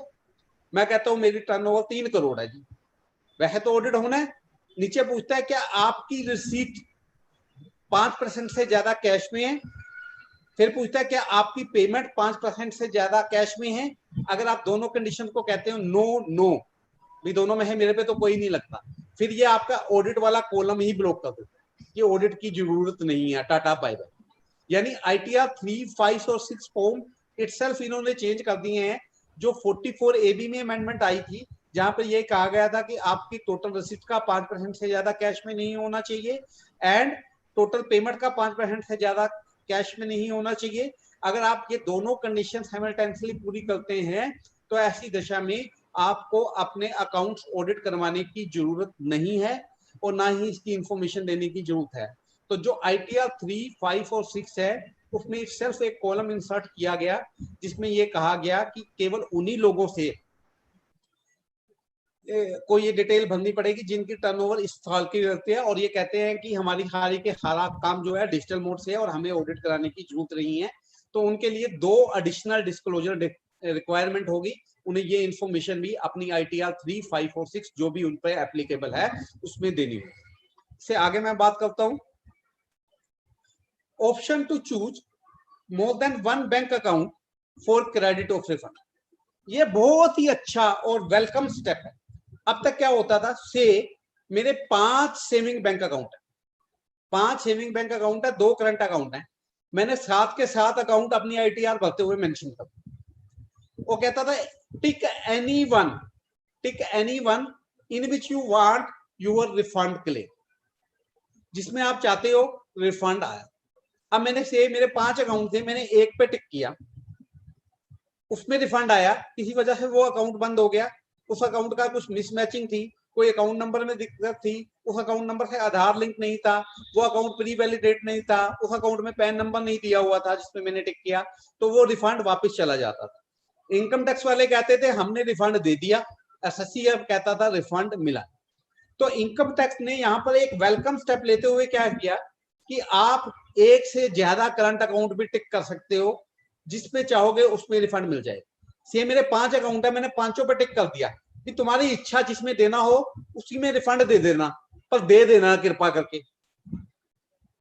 अब वहां पर SSC को ऑप्शन होगी कि you for the claiming of refund you can tick more than one bank account, you can tick more than one bank account for this purpose. तो it is very clear, मैंने आपको clear कर दिया कि अगर आप रिफंड क्लेम करना चाहते हैं तो वहां पर एक से ज्यादा बैंक अकाउंट टिक करने की सुविधा भी अब ITR फॉर्म्स में जितने भी ITR हैं उसमें प्रदान कर दी गई है। अब कुछ लोग NRI थे, हिंदुस्तान में रिटर्न भरते थे, वो उनका कुछ ना कुछ हिंदुस्तान में टैक्स भी कटा होता था जिसका उन्होंने रिफंड भी क्लेम करना होता था। अब हिंदुस्तान में उनका बैंक अकाउंट होता नहीं था, इस वजह से रिफंड उनका आता नहीं। अब अगर आप NRI हैं और if you are holding foreign bank accounts, you are having foreign bank account, so you can take your refund, you can claim your refund in your foreign bank account also। ये एक और नई चीज है कि वो फॉरेन बैंक अकाउंट में कर सकते हैं। यहाँ पे फर्क यही है कि आपको name of the bank, account number, country, ये चीजें तो देनी ही देनी है। IFSC कोड की जगह आपको स्विफ्ट कोड देना है, IFSC कोड की जगह आपको स्विफ्ट कोड देना है। तो ये सभी NRIs के लिए जिनके फॉरेन बैंक अकाउंट थे, जिसकी वजह से उनको रिफंड पहले नहीं मिलते थे, तो अब उनके लिए खुशखबरी है कि अब अगर वो रिफंड लेना चाहते हैं तो सीधे अपने फॉरेन बैंक अकाउंट्स में ले सकते हैं, उन्हें किसी प्रकार की कोई दिक्कत नहीं आने वाली है। सरकार ने उनके लिए भी चेंज कर दिया है। अब कुछ और चेंजेस भी थी जो मैंने अभी स्किप की क्योंकि समय की कमी है, मेरे को थोड़ा सा टच करना 26AS पे भी। मैंने कहा था मैंने 4 चीजों पे बात करनी है, एक चीज पे ही 1 घंटा ले लिया मैंने, लेकिन इनके बारे में भी थोड़ा थोड़ा टच जरूर करूंगा मैं। Form number 26AS, form number 26AS entirely change हो गया है। सेक्शन 285BB में था इसका सारा प्रोग्राम, ये सारा का सारा फॉर्म 26 सारा का सारा चेंज हो गया है। इसे एनुअल टैक्स स्टेटमेंट कहा जाता है। एनुअल टैक्स स्टेटमेंट का जो परफॉर्मा है वो चेंज हो गया और नया परफॉर्मा पूरे देश में 1 जून 2020 से लागू हो गया। अभी 2-3 महीने बाद जब एंट्री TDS की रिटर्नें चली जाएंगी और बाकी चीजें चली जाएंगी तो आप देखेंगे फॉर्म नंबर 26AF में पहले से ज्यादा इंफॉर्मेशन, पहले से ज्यादा डिटेल। कौन कौन सी चेंजेस हुई है पहले देखिए। ये फॉर्म नंबर 26AS के लिए मैंने स्लाइड दे रखी है। यहाँ पे आ रहा है एनुअल इंफॉर्मेशन स्टेटमेंट। यहाँ पे क्या आ रहा है, annual information statement C rule 114I।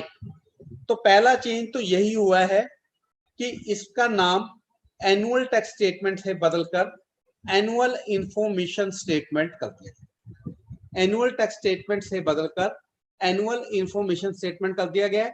ऊपर financial year, assessment year, left hand side में फॉर्म नंबर 26 से लिखा आ रहा है। अब देखिए नीचे पार्ट ए में भी कुछ डिटेल्ड इंफॉर्मेशन अब शो होने लग गई है। इसमें आपका परमानेंट अकाउंट नंबर और Aadhaar number, permanent account number और आधार नंबर दोनों आ रहे हैं। आपके परमानेंट अकाउंट नंबर भी आ रहा है, आपका आधार नंबर भी आ रहा है, आपका नेम भी आ रहा है, आपका डेट ऑफ बर्थ और इनकॉर्पोरेशन भी आ रहा है, मोबाइल नंबर भी आ रहा है, ईमेल आईडी भी आ रहा है, एड्रेस भी आ रहा है। तो अब आपका फॉर्म नंबर 26AF, अभी मैं जो आधार पैन इंटरचेंजेबिलिटी की बात कर रहा था, तो फॉर्म 26AF भी आपका आधार नंबर से डाउनलोड हो जाना चाहिए, लेकिन अभी तक वो फैसिलिटी कहीं नजर नहीं आ रही। बहरहाल इसके अंदर फॉर्म नंबर 26AF के अंतर्गत आपका परमानेंट अकाउंट नंबर होगा, आपका आधार होगा, आपका नेम होगा, आपके डेट ऑफ बर्थ और इनकॉर्पोरेशन होगी, आपका मोबाइल नंबर होगा, आपका ईमेल एड्रेस होगा, आपका एड्रेस होगा। अब पार्ट बी में क्या क्या डिटेल आएंगी यहां पर समझना जरूरी है। पहला, information relating to tax deducted और collected at source. Information relating to tax deducted और कलेक्टेड एट सोर्स, ये तो पहले भी आती थी, अब भी आएगी, लेकिन इस साल टीडीएस के कुछ दायरे बढ़े। इंफॉर्मेशन ऑफ टैक्स डिडक्टेड और collected at source form number 26 में जो बात करूं, तो इसमें एक जो नई इनकम आने वाली है वो आने वाली है डिविडेंड इनकम। डिविडेंड इनकम पे अब टीडीएस कटने लग गया है, डिविडेंड इनकम पे टीडीएस कटने लग गया तो यहाँ पे आएगी। अब एक छोटा सा एग्जांपल देते हैं, से मेरे को रिलायंस से 500 रुपए का डिविडेंड आया और वो 500 रुपए की एंट्री मेरे 26AF में रिफ्लेक्ट कर रही है। ये बड़े ध्यान से सुनना अभी, मेरे 500 रुपए की डिविडेंड की एंट्री मेरे फॉर्म नंबर 26AF में आ रही है सर। अब इससे क्या फर्क पड़ा, मेरा सेसी कहता है इससे क्या फर्क पड़ा, ये रिलायंस के 500 रुपए का डिविडेंड है और 5 रुपए रिलायंस ने डिविडेंड दिया, तो 100 शेयरों पे 5 शेयर 500 रुपए, यानी मेरे को डिविडेंड कितना आया 500 रुपए का। लेकिन मान लो कि ये शेयर मैंने अभी खरीदे थे डिविडेंड लेने के लिए, तो आज की डेट में 1700 रुपए रिलायंस का शेयर का रेट है, 1700 रुपए शेयर का रेट है, तो 100 शेयर खरीदने के लिए मेरे कितने पैसे लगे होंगे, 1,70,000 रुपए। डिपार्टमेंट ये नहीं पूछेगा कि 500 का डिविडेंड कहां से आया, डिपार्टमेंट ये पूछेगा भैया 1,70,000 कहां से आए ये बता। तो इस तरह अगर आपके 10 कंपनियों है, किसी से 500 रुपए, किसी से 200 रुपए, किसी से 300 रुपए, किसी से 400 रुपए, किसी से 800 रुपए डिविडेंड आ रहा है, एक तो आपका 26AF बल्कि हो गया। दूसरा, साथ ही साथ डिपार्टमेंट उन जिन इन्वेस्टमेंट पे आपको डिविडेंड इनकम या इंटरेस्ट इनकम आ रही है, आपसे पूछेगा उसका सोर्स ऑफ इन्वेस्टमेंट बताइए। उसका सोर्स ऑफ इन्वेस्टमेंट बताना आपके लिए ज्यादा डेंजरस है डिविडेंड को दिखाने, क्योंकि लोग बड़े आराम से कह रहे हैं कि डिविडेंड पे टैक्स लगा क्या फर्क पड़ा, अगर 200-500-700 रुपए टैक्स और बढ़ जाएगा, 500-700 रुपए टैक्स नहीं बढ़ जाएगा भाई साहब, आपकी जन्म पत्री खोल देगा वो, आपकी जन्म पत्री आपका 26AS खोलने वाला है। Information relating to tax deducted और कलेक्टेड एट सोर्स, ये सिर्फ मैंने एक एग्जांपल दिया। ऐसे ही आप ई कॉमर्स वेबसाइट से जो सामान मंगाते हैं उसके ऊपर भी 2% TCS कलेक्ट करना स्टार्ट हो गया है। तो आपने जो ऑनलाइन मॉड्यूल से परचेज करते थे, पहले उसकी इंफॉर्मेशन होती थी नहीं होती थी, देते थे नहीं देते थे, दिखाते थे नहीं दिखाते थे, अब वो भी आपके 26AS में रिफ्लेक्ट करने वाली है। तो यहाँ पे थोड़ा सा ध्यान दे लीजिएगा कि फॉर्म 26AS बल्कि होना, फॉर्म 26 इनलार्ज होना अपने आप में आपके लिए एक समस्या बनने वाला है। उसके बाद information related to specified financial transaction. अब स्पेसिफाइड फाइनेंशियल ट्रांजेक्शन की बात करूं तो एनुअल इंफॉर्मेशन रिटर्न हुआ करती थी पहले जमाने में, एक AIR। अब 2-3 साल से सरकार ने एनुअल इंफॉर्मेशन रिटर्न को रिप्लेस कर दिया है स्पेसिफाइड फाइनेंशियल ट्रांजेक्शन से, SFT की रिटर्न हम बोलते हैं, और SFT का दायरा एनुअल इंफॉर्मेशन रिटर्न के दायरे से कहीं ज्यादा है और सरकार अभी इस दायरे को और ज्यादा विस्तृत करना जा रही है। तो आपकी जितनी भी स्पेसिफाइड फाइनेंशियल ट्रांजेक्शन की इंफॉर्मेशन है, if you have entered into A high value mutual fund transaction, if you have entered into a stock market transaction, if you are entered in foreign currency transaction, if you are entered in commodity transaction, if you are entered in a derivative transaction, if you have purchased high value real estate transaction, if you have purchased a high value motor car, if you have purchased jewelry for a high value, all these type of transaction, here you have purchased a bond for a high value, all these specified transactions are now going to be reported in your form number 26AS, my dear friend. अब आप देखिए, आपकी जन्म पत्री क्यों कह रहा हूं, इनकम टैक्स डिपार्टमेंट वाले आप पंडित और ज्योतिषी बनने वाले हैं। जो इन्फॉर्मेशन आपको नहीं पता वो उनको पता है, आपके शेयर्स पता होंगे, आपकी कमोडिटी पता होंगी, आपके फॉरेन एक्सचेंज पता होंगे, आपके डॉलर्स पता होंगे, आपके बॉन्ड्स पता होंगे, आपकी ज्वेलरी पता होगी, आपकी गाड़ियां पता होंगी, आपके प्लाट मकान फ्लैट बंगले कितने हैं, हब डिपार्टमेंट के पास आने वाला है और वो तस्वीर आपको दिखाएंगे ऑनलाइन। अभी तक ऑनलाइन एस्ट्रोलॉजी सुनी थी आपने, अब इनकम टैक्स वालों की एस्ट्रोलॉजी देखना यहाँ पे क्या वो करने जा रहे हैं। तो बहरहाल इंफॉर्मेशन रिलेटिंग टू टीडीएस और टीसीएस आपके फॉर्म नंबर 26 एएस में आने वाली है। Information related to specified financial transaction आपके फॉर्म नंबर 26 ए में आने वाली है। Information relation to payment of taxes आने वाली है।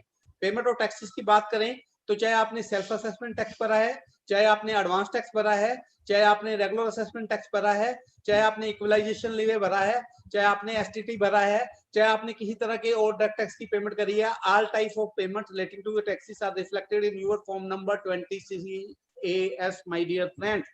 उसके बाद information relating to the demand and refund, आपके डिमांड एंड रिफंड, रिफंड की इंफॉर्मेशन तो पहले भी आती थी फॉर्म नंबर 26 में, डिमांड की इंफॉर्मेशन भी आने वाली, डिमांड की इंफॉर्मेशन भी सर यहाँ पे आने वाली है।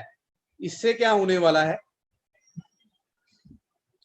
अब रिफंड की आती थी नहीं आती थी इससे मेरे को कोई फर्क नहीं पड़ता था, लेकिन अगर डिमांड की आएगी तो मेरे को फर्क पड़ने वाला है दोस्तों।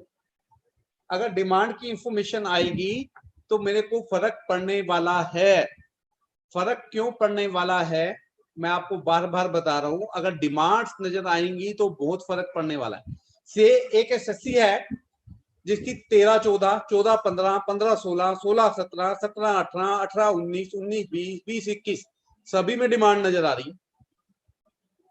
तो इसका मतलब क्या है, he is a habitual defaulter, he is a wilful defaulter. हर साल में डिमांड खड़ी हो जाती है, तो इसका मतलब क्या है कि हर साल आप कुछ गड़बड़ करते हो, हर साल आप कुछ चोरी करते हो। जब ये इंफॉर्मेशन आपके फॉर्म नंबर 26 ए में रिफ्लेक्ट होनी आएगी तो यकीन मानिए दोस्तों दिक्कतों का दायरा बढ़ने वाला है, परेशानियां बढ़ने वाली हैं, संकट बढ़ने वाले हैं। इसके लिए तैयार हो जाइए। लेकिन बहरहाल के लिए यही कि सभी प्रकार की डिमांड और रिफंड्स आपके 26 एएस में रिफ्लेक्ट होंगे। उसके बाद information relating to the pending proceeding, आपके खिलाफ कितनी पेंडिंग प्रोसीडिंग्स हैं। 139 में कोई पेंडिंग केस है, 142 में पेंडिंग है, 143 में पेंडिंग है, 148 में पेंडिंग है, 154 है, 153 है, 133 ए है, कुछ भी है, सर्वे है, सर्च है, सीजर है, रीअसेसमेंट है, रिकम्पोजिशन है, डिफेक्टिव है, all kind of proceedings with the income tax department is to be reflected here my dear friends। अब इससे फिर वही पता चलेगा कि अगर आपका एक खाली केस लग जाता है तो यानी आप रिटर्न में गड़बड़ करते हो मेरे भाई। डिपार्टमेंट की नजर आप पे ज्यादा कड़ी रहने वाली है। पेंडिंग प्रोसीडिंग आने से ये पता चलना पड़ेगा, और पेंडिंग प्रोसीडिंग ये भी बताएंगी कि आप पेंडिंग प्रोसीडिंग को निपटाने में कितना इंटरेस्ट दिखा रहे हैं। कोई इनकम टैक्स का नोटिस आया था, उसको ठीक करने में, उस कंप्लायंस को दूर करने में आप कितना ज्यादा इंटरेस्ट शो कर रहे हैं, ये भी डिपार्टमेंट देखना चाहेगा। तो all pending proceedings with relating to you, your PAN, your Aadhaar are reflected in your 26 AS now. रुक जाइए, black money act, foreign asset act आ चुका है, black money undisclosed asset act आ चुका है, बेनामी एक्ट आ चुका है। ये सारे कौन रेगुलेट कर रहा है, ये भी इनकम टैक्स डिपार्टमेंट रेगुलेट कर रहा है। इससे रिलेटेड भी कोई पेंडिंग प्रोसीडिंग है, आपका बनामी में कोई केस चल रहा है, आपका ब्लैक मनी में कोई केस चल रहा है, आपका मनी लॉन्ड्रिंग में कोई केस चल रहा है, आपका कुछ और है, तो ऐसा माना जा रहा है कि ये सारी प्रोसीडिंग्स भी अब आपके फॉर्म नंबर 26 एएस में रिफ्लेक्ट करेंगी। तो फॉर्म 26 एएस पहले तो कहते थे कि लेजर है, लेजर है, पेन लेजर है, अब कंप्लीट लेजर बनने वाला है। ये इंफॉर्मेशन स्टेटमेंट आपकी कंप्लीट जन्म पत्री बनने वाली है। उसके बाद information relating to completed assessment, मेरे खिलाफ इनकम टैक्स के 10 नोटिस पेंडिंग थे, 10 में से 6 पेंडिंग है, 4 मैंने निपटा दिए, वो भी नजर आएंगे। अब समझिए मेरे पिछले 6 सालों में मिला के कुछ 15 तरह की प्रोसीडिंग इनकम टैक्स डिपार्टमेंट में पेंडिंग चल रही है। पिछले 6 सालों में 15 प्रोसीडिंग पेंडिंग चल रही है, 15 में से 5 निबट चुकी हैं, 10 पेंडिंग है। 15 में से 5 निबट चुकी हैं, 10 पेंडिंग है। तो क्या होने वाला है, बाकी की 10 जो कंप्लीट हो चुकी हैं और 5 पेंडिंग है, पेंडिंग वाली तो ऊपर आएंगी, 10 जो कंप्लीट हो चुकी वो भी नीचे आएंगी। अब कंप्लीट से क्या देखने वाला डिपार्टमेंट, जो निपटा दिया मैंने वो आपकी हिस्ट्री देखेगा, तो वो एसएससी की हिस्ट्री देखेगा, कहीं इसका रोज केस तो नहीं लग जाता, कहीं इसके यहाँ रोज सर्वे तो नहीं होता, इसके यहाँ सर्च कितनी बार हुई है, इस पे कोई बनामी का केस तो नहीं था, इस पे कोई मनी लॉन्ड्रिंग का केस तो नहीं था, इस पे कोई अनडिस्क्लोज्ड एसेट का केस तो नहीं था, इसमें कोई जब नोटबंदी हुई थी उस समय का केस तो नहीं था। तो कंप्लीटिंग प्रोसीडिंग की इंफॉर्मेशन भी यहाँ पे आने वाली है। उसके बाद any other information in relation to sub rule 2 of rule 114I, any other information to sub rule 2 of rule 114I। तो यहाँ पर कुछ एडिशनल इंफॉर्मेशन भी आने वाली है।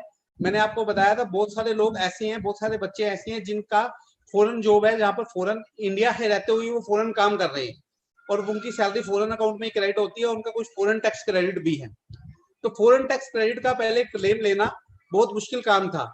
अब ऐसी बात की जा रही है कि अगर आपकी फॉरेन में कोई एसेट है, फॉरेन से कोई इनकम है और उन कंट्रीज के हाथ हमारे कोई ट्रीटी हैं या फॉरेन की कोई टैक्स डिडक्शन आपकी हुई है, उसके कुछ क्रेडिट बाकी हैं, तो वो इंफॉर्मेशन भी आपके फॉर्म नंबर 26AS में रिफ्लेक्ट करेगी।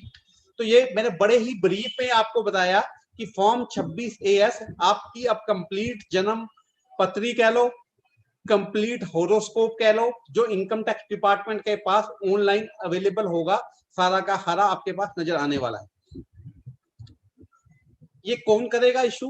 ये सारी की सारी इंफॉर्मेशन करने के लिए the principal director general of income tax और director general of income tax system और पर्सन ऑथोराइज्ड बाय हिम शैल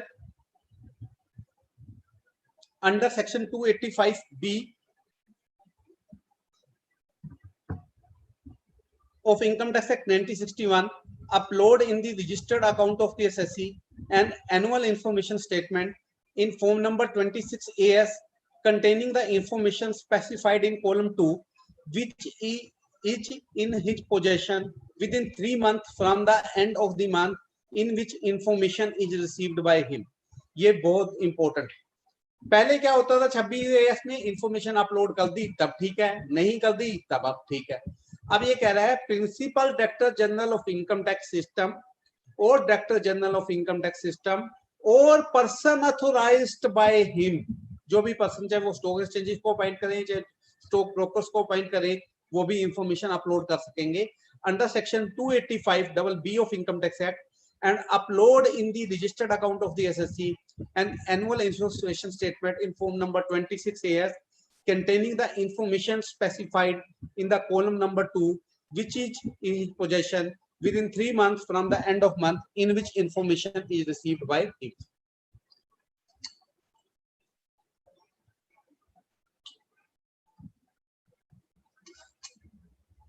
तो 3 महीने की समय सीमा लगाएगी यहाँ पर इंफॉर्मेशन अपलोड करने के लिए। जो भी इंफॉर्मेशन आपको आएगी 3 महीने के अंदर आपको यहाँ पर अपलोड करनी होगी।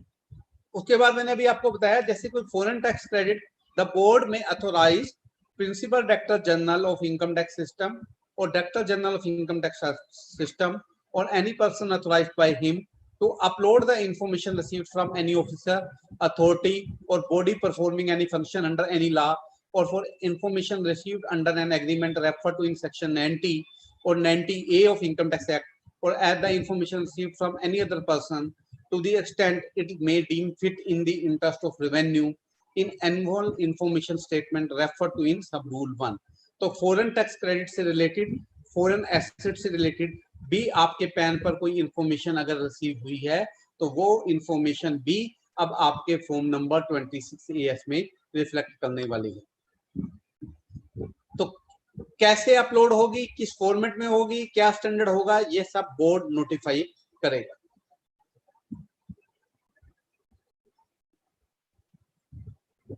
अब ये अभी लास्ट पे 5 मिनट में लगाऊंगा इस पे, उससे पहले 2 बातें। अब 2 बातें जो मैं आपसे करने जा रहा हूं बहुत ज्यादा इंपॉर्टेंट है, बड़े ध्यान से सुन लीजिए।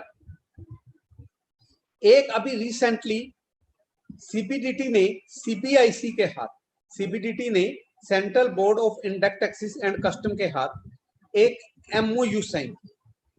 वो एमओयू कहता है कि दोनों डिपार्टमेंट अब रियल टाइम बेसिस पर अपनी इंफॉर्मेशन शेयर करें।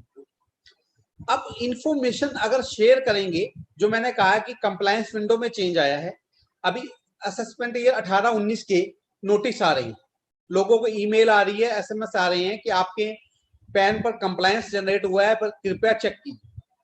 उनमें एक इंपॉर्टेंट इंफॉर्मेशन नजर आनी शुरू हुई है, दो। एक आपको पता चला कुछ सालों पहले जब ये रिटर्न आई थी, इन्होंने कहा था कि आपने अपनी आईटीआर में जीएसटी के टर्नओवर और जीएसटीएन नंबर बताना है। अब जीएसटी की टर्नओवर क्या है, जीएसटी रिटर्न में क्या है और इनकम टैक्स रिटर्न में क्या टर्नओवर है, अगर दोनों में मिसमैच है तो आपको कंप्लायंस जनरेट हो रहा है कि why this difference is arise. अब मेरी बात समझ गए? अगर आपकी जीएसटी रिटर्न और इनकम टैक्स रिटर्न में फर्क आ रहा है, जो मोस्ट ऑफ द केसेस में हो सकता है, आपका कंप्लायंस जनरेट हो जाएगा और आपको अपने कंप्लायंस में बताना पड़ेगा why this difference is arise. और अगर your reply is not satisfactory, if your income declared in your ITR as a sale turnover is more than your GSTR turnover, then department can add that revenue to your income and assessed accordingly. दूसरी चीज जो इन्होंने की, जो ज्यादा dangerous है, आपने किसी से भी परचेज कर रखी थी, आपके पैन नंबर पे परचेज हो रखी है, पैन नंबर और जीएसटी नंबर दोनों both are PAN based, GST number भी पैन बेस्ड है और आपका पैन नंबर तो पैन बेस्ड होना ही है। दोनों में जो हो रहा है, अब आपके कंप्लायंस विंडो में क्या हो रहा है, जितनी भी आपके पैन नंबर पर परचेजेज हुई थी, जिस जिस पार्टी से हुई थी, वो आपके वहां पे आ जाए। सपोज करो एक पर्सन है जिसने 90 लाख रुपए की परचेज कर रखी है, 90 लाख रुपए की परचेज उसने की 20 लोगों से, किसी से 5 लाख की, किसी से 7 लाख की, किसी से 8 लाख की, किसी से 10 लाख की, किसी से 2 लाख की, और अपनी आईटीआर भरी नहीं। आईटीआर क्यों नहीं भरी? वो कह रहा मेरी तो इनकम टैक्सेबल नहीं है 2.5 लाख रुपए से नीचे। 90 लाख की परचेज जरूर की है लेकिन मेरी इनकम 2.5 लाख रुपए के नीचे है, that's why I am not filing my ITR. अब वो इंफॉर्मेशन आपके कंप्लायंस विंडो में नजर आ रही है, वो बता रहा है पैन वाइज कि इस व्यक्ति से आपने इतनी परचेज की। In other words you can say that your GSTR 2A, your GSTR 2A now will be reflected on income tax portal, my dear friends। आपका जीएसटीआर 2A आपके इनकम टैक्स पोर्टल पर रिफ्लेक्ट हो रहा है, और इसके परिणाम क्या होने वाले हैं ये आप बुद्धिजीवी लोग हैं, मेरे को बताने की जरूरत नहीं। आप बुद्धिजीवी लोग समझते हैं कि ये इंफॉर्मेशन जो बढ़ती जा रही है, इससे हमारे प्रोफेशन पे, हमारे वर्किंग शैली पे, हमारे वर्किंग स्टाइल पे क्या फर्क पड़ने वाला है, ये एक चीज। पहला एग्रीमेंट हमारा हुआ जो सीबीडीटी और सीबीआईसी का एमओयू साइन हुआ है, उसका इंपैक्ट थोड़ा सा मैंने बताया। दूसरा इंपैक्ट, सीबीडीटी ने अभी एक और एग्रीमेंट साइन किया है एमएसएमई मिनिस्ट्री के हाथ। सीबीडीटी ने एक एग्रीमेंट एमएसएमई मिनिस्ट्री के हाथ एक एमओयू साइन किया है। आपको पता है जो उद्यम रजिस्ट्रेशन आया है, हमारा जो उद्यम रजिस्ट्रेशन आया है वो भी हमारा पैन बेस्ड हो गया है। पैन बेस्ड हो गया मतलब वहां पर भी जीएसटी से भी लिंक कर दिया गया है उसे, और आईटी डिपार्टमेंट से भी लिंक कर दिया गया है। जो टर्नओवर आपकी आईटीआर में रिपोर्ट हुई है, जो आपकी investment in plant and machinery आपने आईटीआर में रिपोर्ट की है, वहां से फिगर ऑटो पॉपुलेट होंगी फॉर द पर्पस ऑफ उद्यम रजिस्ट्रेशन। तो अब उद्यम रजिस्ट्रेशन कराना लेता था जो बैंक से इंटरेस्ट कम कराने के लिए, कुछ सब्सिडी लेने के लिए, कोई बिजली के बिल कम कराने के लिए, कोई ट्रेडमार्क की फीस कम कराने के लिए, कोई और रियायतें लेने के लिए, तो वहां पर भी फॉल्स सर्टिफिकेट देना अब खतरनाक हो जाएगा। Only those people will take the benefit of MSME under Udyam registration whose information both in the MSME department and income tax department matches point to point, rupee to rupee, पैसा to पैसा। अगर मिलेगी तो मिल जाएगी, नहीं तो आपका भाई उद्यम रजिस्ट्रेशन ही नहीं मिलने वाला। और अगर गलती से मिल गया है और उसमें कुछ मिसमैच है तो वो उद्यम रजिस्ट्रेशन ही कैंसिल हो जाएगा। तो दो एमओयू जो सीबीडीटी ने अभी रिसेंटली पिछले हफ्ते साइन किए, एक विद जीएसटी डिपार्टमेंट और दूसरा विद एमएसएमई डिपार्टमेंट, दोनों मैंने आपसे शेयर किए कि कैसे सभी डिपार्टमेंट एक नेटवर्क बनाते जा रहे हैं पैन और आधार के बेस पे इंफॉर्मेशन शेयर करने का। अभी सभी लोग अगर इंफॉर्मेशन शेयर करने लगेंगे तो जो हम अभी 360 डिग्री चेक की बातें करते थे, अब तक तो वो बातें थी कि फेसबुक में ये डालोगे तो ये हो जाएगा, व्हाट्सएप पे ये डालोगे तो ये हो जाएगा, लेकिन अब वो बातें हकीकत में आती नजर आ रही हैं, तस्वीर बनती नजर आ रही हैं, जीती जागती नजर आ रही है। तो ये कुछ इंपॉर्टेंट इंफॉर्मेशन जो कंप्लायंस विंडो और सीबीडीटी के कंप्लायंस से लेके थी वो मैंने शेयर की। एक मैंने कहा था कि थोड़ा सा टच मैं करूंगा जो 24 जून 2020 का सीबीडीटी का ऑर्डिनेंस को लेके नोटिफिकेशन आया था, वो जिसमें वेरियस इनकम टैक्स की डेट एक्सटेंड की गई थी, उसमें मैं एक डेट आपको बताना चाहूंगा। उन्होंने एक लिख रखा है कि कुछ डेटों को तो स्पेसिफिकली बता रखा है, जैसे उन्होंने बता दिया कि टैक्स ऑडिट की डेट 31 अक्टूबर है, रिटर्न्स की डेट 30 नवंबर है, विवाद से विश्वास की डेट 31 दिसंबर है। इस तरह से उन्होंने कुछ डेटों को तो डिफाइन कर रखा है। कुछ चीजों को उन्होंने कह दिया जो डेटें 20 मार्च से लेके 31 दिसंबर के बीच में फॉल करती थी, 20 मार्च से 31 दिसंबर के बीच में फॉल करती थी, वो डेट्स एक्सटेंड होकर 31 मार्च होगी, जिसकी वजह से लोग कह रहे हैं कि टीडीएस और टीसीएस स्टेटमेंट की जो फाइल करने की डेट है, फर्स्ट क्वार्टर की डेट है, वो 31 जुलाई ना होकर अब 31 मार्च हो गई है। लेकिन लगता ऐसे ही है, नोटिफिकेशन की रीडिंग लेके लगता है ऐसे ही है, लेकिन still there is lot of doubt, there is lot of confusion. तो आई रिक्वेस्ट फाइनेंस मिनिस्ट्री और CBDT to please bring a press release clearing the last date of Q1, Q2 TDS TCS return. तो ये अभी तक जो दुविधा बनी हुई है वो 31 जुलाई है या 31 अक्टूबर है। तो मेरी रिक्वेस्ट है फाइनेंस मिनिस्ट्री और सीबीडीटी से कि कोई क्लैरिफिकेशन या प्रेस रिलीज आकर ये क्लियर करें कि कौन कौन सी डेटें एक्सटेंड हुई हैं। क्या अभी टीडीएस टीसीएस की डेटें भी 31 मार्च 31 तक पहुंच गई हैं, या अभी ये 31 जुलाई और 31 अक्टूबर ही हैं। तो इस तरह की बहुत सारी और भी डेट्स हैं जिनके बारे में हमें सोचना होगा कि ये 31 मार्च 2021 है, क्योंकि इसमें 31 मार्च 2021 तक 148 के केस भी फिक्स होने थे। अगर ये डेट एक्सटेंड हो गई है तो 148 की डेट भी आपकी जो 13-14 के केस लगने थे 148 के, वो भी 31 मार्च 21 हो गई है। तो सीबीडीटी से रिक्वेस्ट भी आज के वेबिनार के माध्यम से कि वो इस चीज को थोड़ा सा प्रेस रिलीज के जरिए या कोई क्लैरिफिकेशन ला के क्लैरिफाई करें, सो डैट जो प्रोफेशनल को दिक्कत आ रही है कोई भी स्टेटमेंट देते हुए या अपने क्लाइंट्स को गाइड करते हुए, उनको थोड़ी क्लैरिटी बने। अब मेरी लास्ट स्लाइड में मैं 5 मिनट सुमित जी और लूंगा, जिसमें मैं 10 टिप देना चाहता हूँ। आईटीआर भरते हमें मेन बातें ध्यान रखने वाली क्या है, नो इश्यू सर। जहां पे मेन दिक्कतें लोगों को आती हैं वहां पे क्या क्या है। पहली बात, ग्रोस सैलरी। हम क्या करते हैं, एक एम्प्लॉय को से ग्रोस सैलरी है 10 लाख रुपए, उसमें उससे कुछ एग्जेम्प्ट अलाउंसेस मिले, एचआरए है, कन्वेंस अलाउंस है, एलटीए है, कुछ और तरह की एग्जेम्प्ट उसकी इनकम है, वो लेस करके नेट सैलरी आई 6 लाख रुपए। ओके, फॉर्म 16 भी इसी हिसाब से बना हुआ कि 6 लाख रुपए आ रहा है, तो हम 6 लाख रुपए दिखा के उसकी रिटर्न भर देते हैं, कहते हैं इतने भी टैक्स देना था। लेकिन अब हमारे आईटीआर फॉर्म बदल चुके हैं। आईटीआर फॉर्म में आपने ऊपर ग्रोस सैलरी दिखानी है, नीचे परक्यूजिट और अलाउंसेस को अलग से दिखाना है। उन परक्यूजिट और अलाउंसेस में अलग से बताना है कि ये टैक्सेबल परक्यूजिट्स है, ये टैक्सेबल अलाउंसेस है, ये एग्जेम्प्ट परक्यूजिट्स है, ये एग्जेम्प्ट अलाउंसेस है।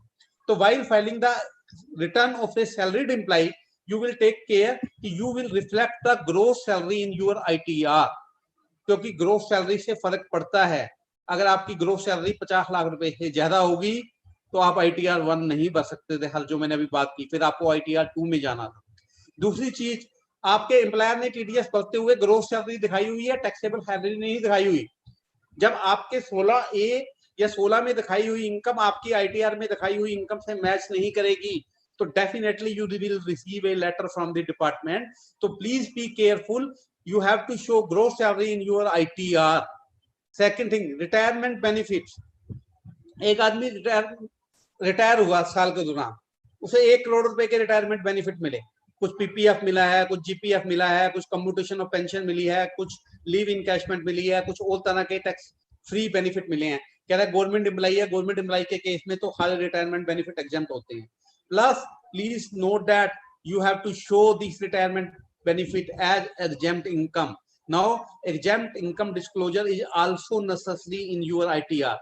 अगर आपने पीपीएफ इंटरेस्ट नहीं दिखाया है, आपने एग्रीकल्चर इनकम नहीं दिखाई है, तो इस पर टैक्स तो नहीं लगना, लेकिन आपकी ITR डिफेक्टिव जरूर है, आपकी ITR गलत जरूर है, आपने उसके नीचे जो डिक्लेरेशन फाइल कर रखी है वो गलत है। क्योंकि ITR जो ब्यौरा है वो टैक्सेबल और एग्जेम्प्ट दोनों इनकम का ब्यौरा है। वहां पे ये कहीं भी नहीं कहा गया कि ITR में टैक्सेबल इनकम ही दिखानी है, एग्जेम्प्ट इनकम दिखाने की जरूरत नहीं होती। तो please take care that all the exempt income, all the retirement benefit are truly and fully disclosed while filing your ITR। Income from other sources में भी आपको अलग अलग हेड देने हैं। इनकम फ्रॉम अदर सोर्सेज में एक चीज मैं आपको बता देता हूँ, बाकी चीज तो आप खुद समझदार हैं। इंटरेस्ट और इनकम टैक्स रिफंड इंडिविजुअल के केस में जनरली हम इग्नोर कर देते हैं। मेरा 1 लाख रुपए का रिफंड था, 5,000 रुपए उस पर ब्याज ही आया, तो 5,000 रुपए की इनकम मैं अपनी ITR में जल्दी दिखाना भूल जाता हूँ, या तो क्लाइंट बताता नहीं है, या मेरे नोटिस में नहीं रहती है, या ध्यान में रह जाते हैं। तो अदर सोर्सेस में ये इनकम जरूर दिखाएं, क्योंकि ये डिपार्टमेंट ने इंटरेस्ट दिया है, डिपार्टमेंट की नॉलेज में ये है कि इस व्यक्ति को इनकम टैक्स रिफंड पे इतना ब्याज दिया था, और अगर आपने ये अपनी रिटर्न में इंक्लूड नहीं किया तो डेफिनेटली नोटिस आएगा।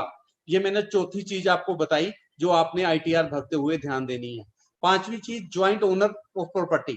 अगर आप किसी प्रॉपर्टी के ज्वाइंट ओनर हैं, आप और आपके भाई, चाहे किराया एक को क्यों नहीं आ रहा, जब किराए की डिटेल देने लगेंगे तो आपको बताना पड़ेगा कि we are the joint owner of the property, this property is holding by me with my brother, और मेरा शेयर इतना है, मेरे भाई का शेयर इतना है, मेरा पैन नंबर ये है, मेरे भाई का पैन नंबर ये है, मेरा एड्रेस ये है, मेरे भाई का एड्रेस नंबर ये है।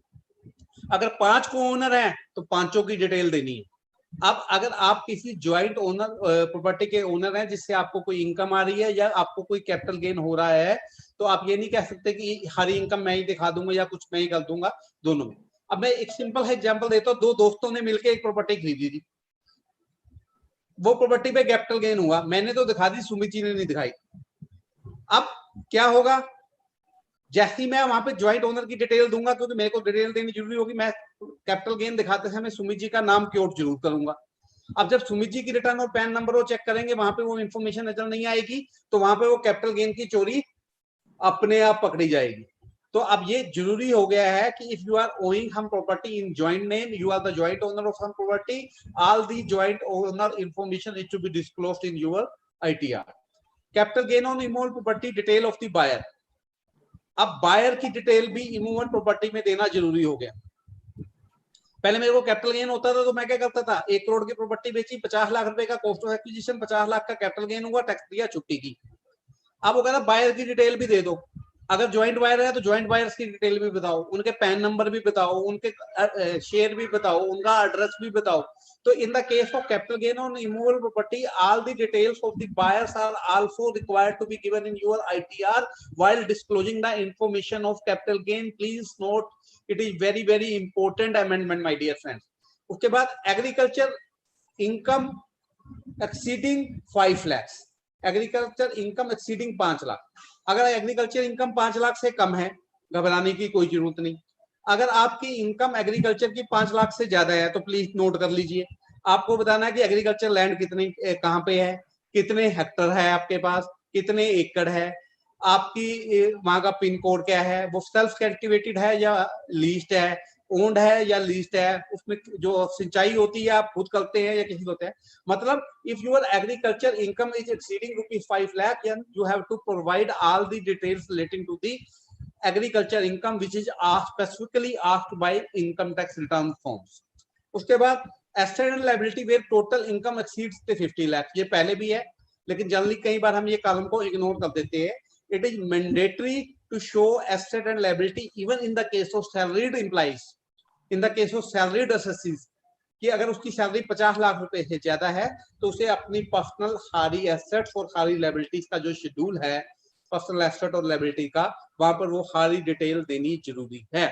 और information relating to foreign asset, यहाँ पे भी रुक जाइए, अगर आप किसी फॉरेन अकाउंट में सिग्नेटरी हैं तो उसकी डिटेल भी आपका ITR मांग रहा है। मेरी फॉरेन में कोई एसेट नहीं है, मेरा भाई फॉरेन में रहता तो उसके साथ फॉरेन में मेरा एक ज्वाइंट अकाउंट खुला हुआ है, तो उसकी डिटेल भी मेरे को देनी है। If you are a signatory in some foreign account which is operated by you, which is managed by you, which is done by you, then you have to mention details regarding to that foreign bank account in your ITR.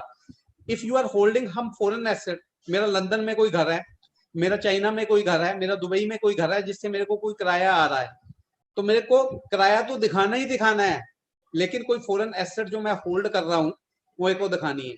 मेरा foreign किसी company में signatory हूँ, foreign किसी company में director हूँ, foreign किसी company में share holder हूँ, फॉरेन की किसी कंपनी के म्यूचुअल फंड है, तो all the foreign assets are required to be disclosed by every SSC if they are holding the same.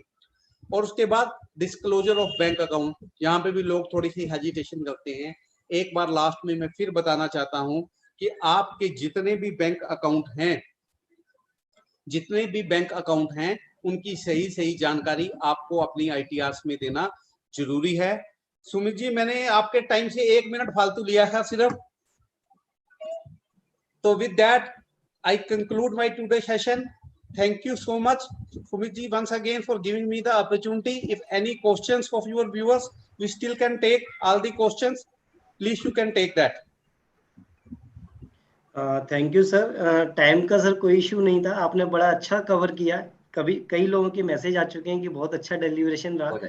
एक बार आपको नेक्स्ट वीक में फिर से बुलाएंगे ITR को लेकर। एंड आज के कुछ इश्यूज ले लेते हैं, क्योंकि विदाउट कंप्लीट क्वेरी के सर एक इशू है 234B का जो इंटरेस्ट है that is exempt for financial year 2021। Sir ये क्वेश्चन स्क्रीन पर डाल देंगे, स्क्रीन पे आ जाएगा, चैट बॉक्स में आ जाएगा सर, अगर आप यहाँ से चैट बॉक्स में। एक मिनट अगर आप चैट बॉक्स देख पा रहे हैं। चैट बॉक्स तो खोल लिया मैंने, लेकिन ये क्वेश्चन नहीं नजर आ रहे कहाँ पे आएगा। हाँ, अभी क्वेश्चन नजर नहीं आएंगे, अभी मैं डालता हूँ सर क्वेश्चन। हाँ मैं यहाँ पर डालता हूँ। मैं जो सिलेक्टेड जो है क्वेश्चन वो डालता जाता हूँ। ये आयुषी अग्रवाल का है, weather PF accumulated balance is also to be shown under the assets liability। हाँ जी, एक आया है Ayushi Agarwal, whether PF accumulated balance is also to be shown under asset and liability details। Yes Ayushi ji, अगर आपकी ये 50 लाख रुपए से ज्यादा की ITR है तो जो PF accumulated बैलेंस है वो भी आपकी एसेट है, और सभी एसेट और लायबिलिटी की डिटेल देना जरूरी है। जी सर, एक और क्वेश्चन मैंने डाला है 234B से related. Ji, whether interest under section 234B is also exempt for 2021 and up to what date। Sir 234B के ब्याज में कोई छूट नहीं मिली, उसको कोई एग्जेम्प्ट नहीं किया गया है। केवल 234A का इंटरेस्ट नहीं लगना है जिन लोगों की सेल्फ असेसमेंट लायबिलिटी 1 लाख रुपए तक है। 234B के बारे में कोई बात नहीं हुई है, केवल 234A के बारे में बात हुई। ओके,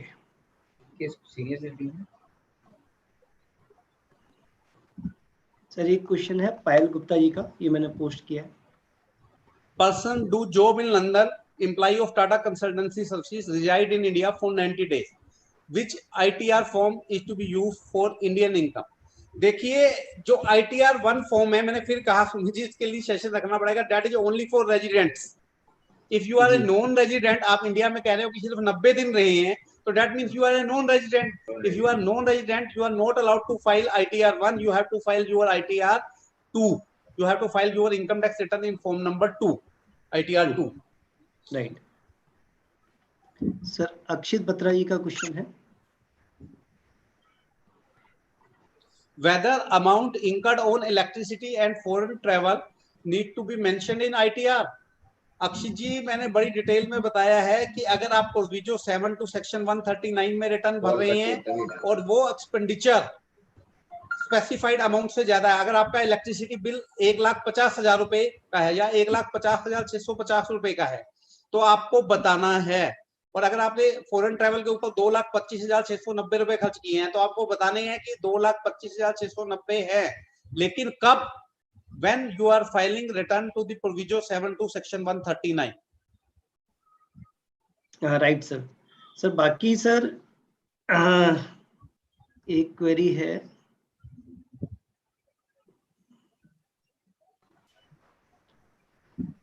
सर सभी लोगों के फीडबैक जो आ रहे हैं, सभी लोग थैंक्स कह रहे हैं, very nice wonderful session. So sir कहीं ना कहीं एक सेशन और करना पड़ेगा जल्दी आपका ITR सिलेक्शन के बेसिस पर। मोस्ट प्रोफेशन का भला होना चाहिए सर। जी सर, जी सर। कृष्णा सिन्हा जी का एक क्वेश्चन है, ये कह रहे हैं if ITR filed AS 26 is updated afterwards, the ITR may required to be revised। हाँ जी, अगर आपने 26 AS बाद में अपडेट हुआ है और आपने ITR फाइल निकाल दी है, तो अभी तक ये ITR प्रोसेस अगर नहीं हुई है तो आपको उसकी कल देनी चाहिए, यही एडवाइजेबल है। नहीं तो रिफंड जितना आपने ITR में क्लेम किया है उतना ही आएगा, ज्यादा वाला नहीं आएगा।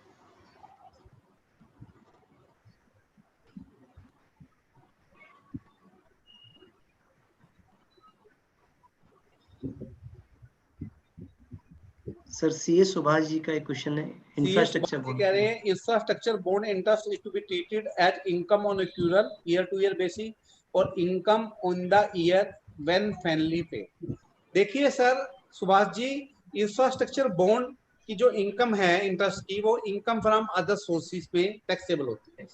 और सेक्शन 145 है इनकम टैक्स एक्ट में, जो ये कहता है कि अगर आपकी इनकम फ्रॉम अदर सोर्सेज है या इनकम फ्रॉम बिजनेस और प्रोफेशन है, वो इस बात पे डिपेंड करता है, उसकी टैक्सेबिलिटी इस बात पे डिपेंड करती है कि which method of accounting you are using for that head. आप दोनों हेड के लिए अलग अलग मेथड भी यूज कर सकते हैं, आप अदर सोर्सेज के लिए अलग मेथड यूज कर सकते हैं और बिजनेस के लिए अलग मेथड यूज कर सकते हैं। But once method you have chosen कि आपने कैश बेसिस पे लेनी है या एक्यूरल बेसिस पे लेनी है, एक बार जो मेथड आप चूज कर लोगे उसे कंसिस्टेंटली फॉलो करो। 145 सेक्शन पढ़ लीजिए है आप। If income is less than 50 lakhs immovable property purchased during the year, where I can declare the same। Sir मैंने कहा है कि 50 लाख से ऊपर वालों के लिए ही है। अगर आपकी प्रॉपर्टी 50 लाख से नीचे की परचेज की है तो अभी उसका डिस्क्लोजर देना जरूरत नहीं है। अगर आप बैलेंस शीट बनाते हैं, आपकी रेगुलर बुक्स ऑफ अकाउंट बनते हैं, तो उसकी बैलेंस शीट में वो आ रही होगी। If you are not maintaining any books of account for the property less than 50 lakhs which is a movable property is not required to be shown anywhere in the ITR till date। जब आप अपनी capital gain होगा कभी आप बेचेंगे तो तब आप इसका डिस्क्लोजर देंगे। सुरेंद्र अग्रवाल जी पूछ रहे हैं, where joint holder of property and TDS is deducted in one name, how can we take TDS credit in all joint owners। Surendra जी ये देखिए टीडीएस डिडक्शन के पार्ट पे गलती है मेरे को लगता है। अगर आप ज्वाइंट ओनर हैं तो दोनों के हिस्से में बराबर बराबर किराया आना चाहिए था, तो एक के नाम पे डिडक्शन कैसे होगी। आप अपने डिडक्टर को बोलिए कि टीडीएस रिटर्न रिवाइज करे और दोनों के नाम पे डिडक्शन दिखाए, अदरवाइज एक में दिखाना तो गलत है। सर फिर ये क्वेश्चन फिर वही है कि कौन सा आईटीआर यूज करना है। तो कमीशन इनकम वालों के लिए आईटीआर 4 नहीं है, इनको आईटीआर 3 भरना पड़ेगा। आज इतना ही बताऊंगा जी सर। सर अमित कुमार शर्मा जी का एक क्वेश्चन।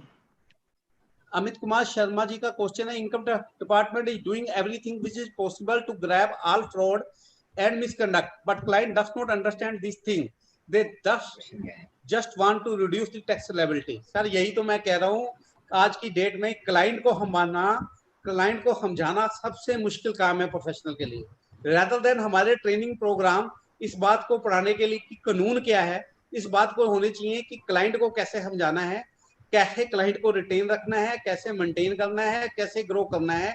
इस चीज की ट्रेनिंग की ज्यादा जरूरत है सुमित जी, मेरे को लगता है।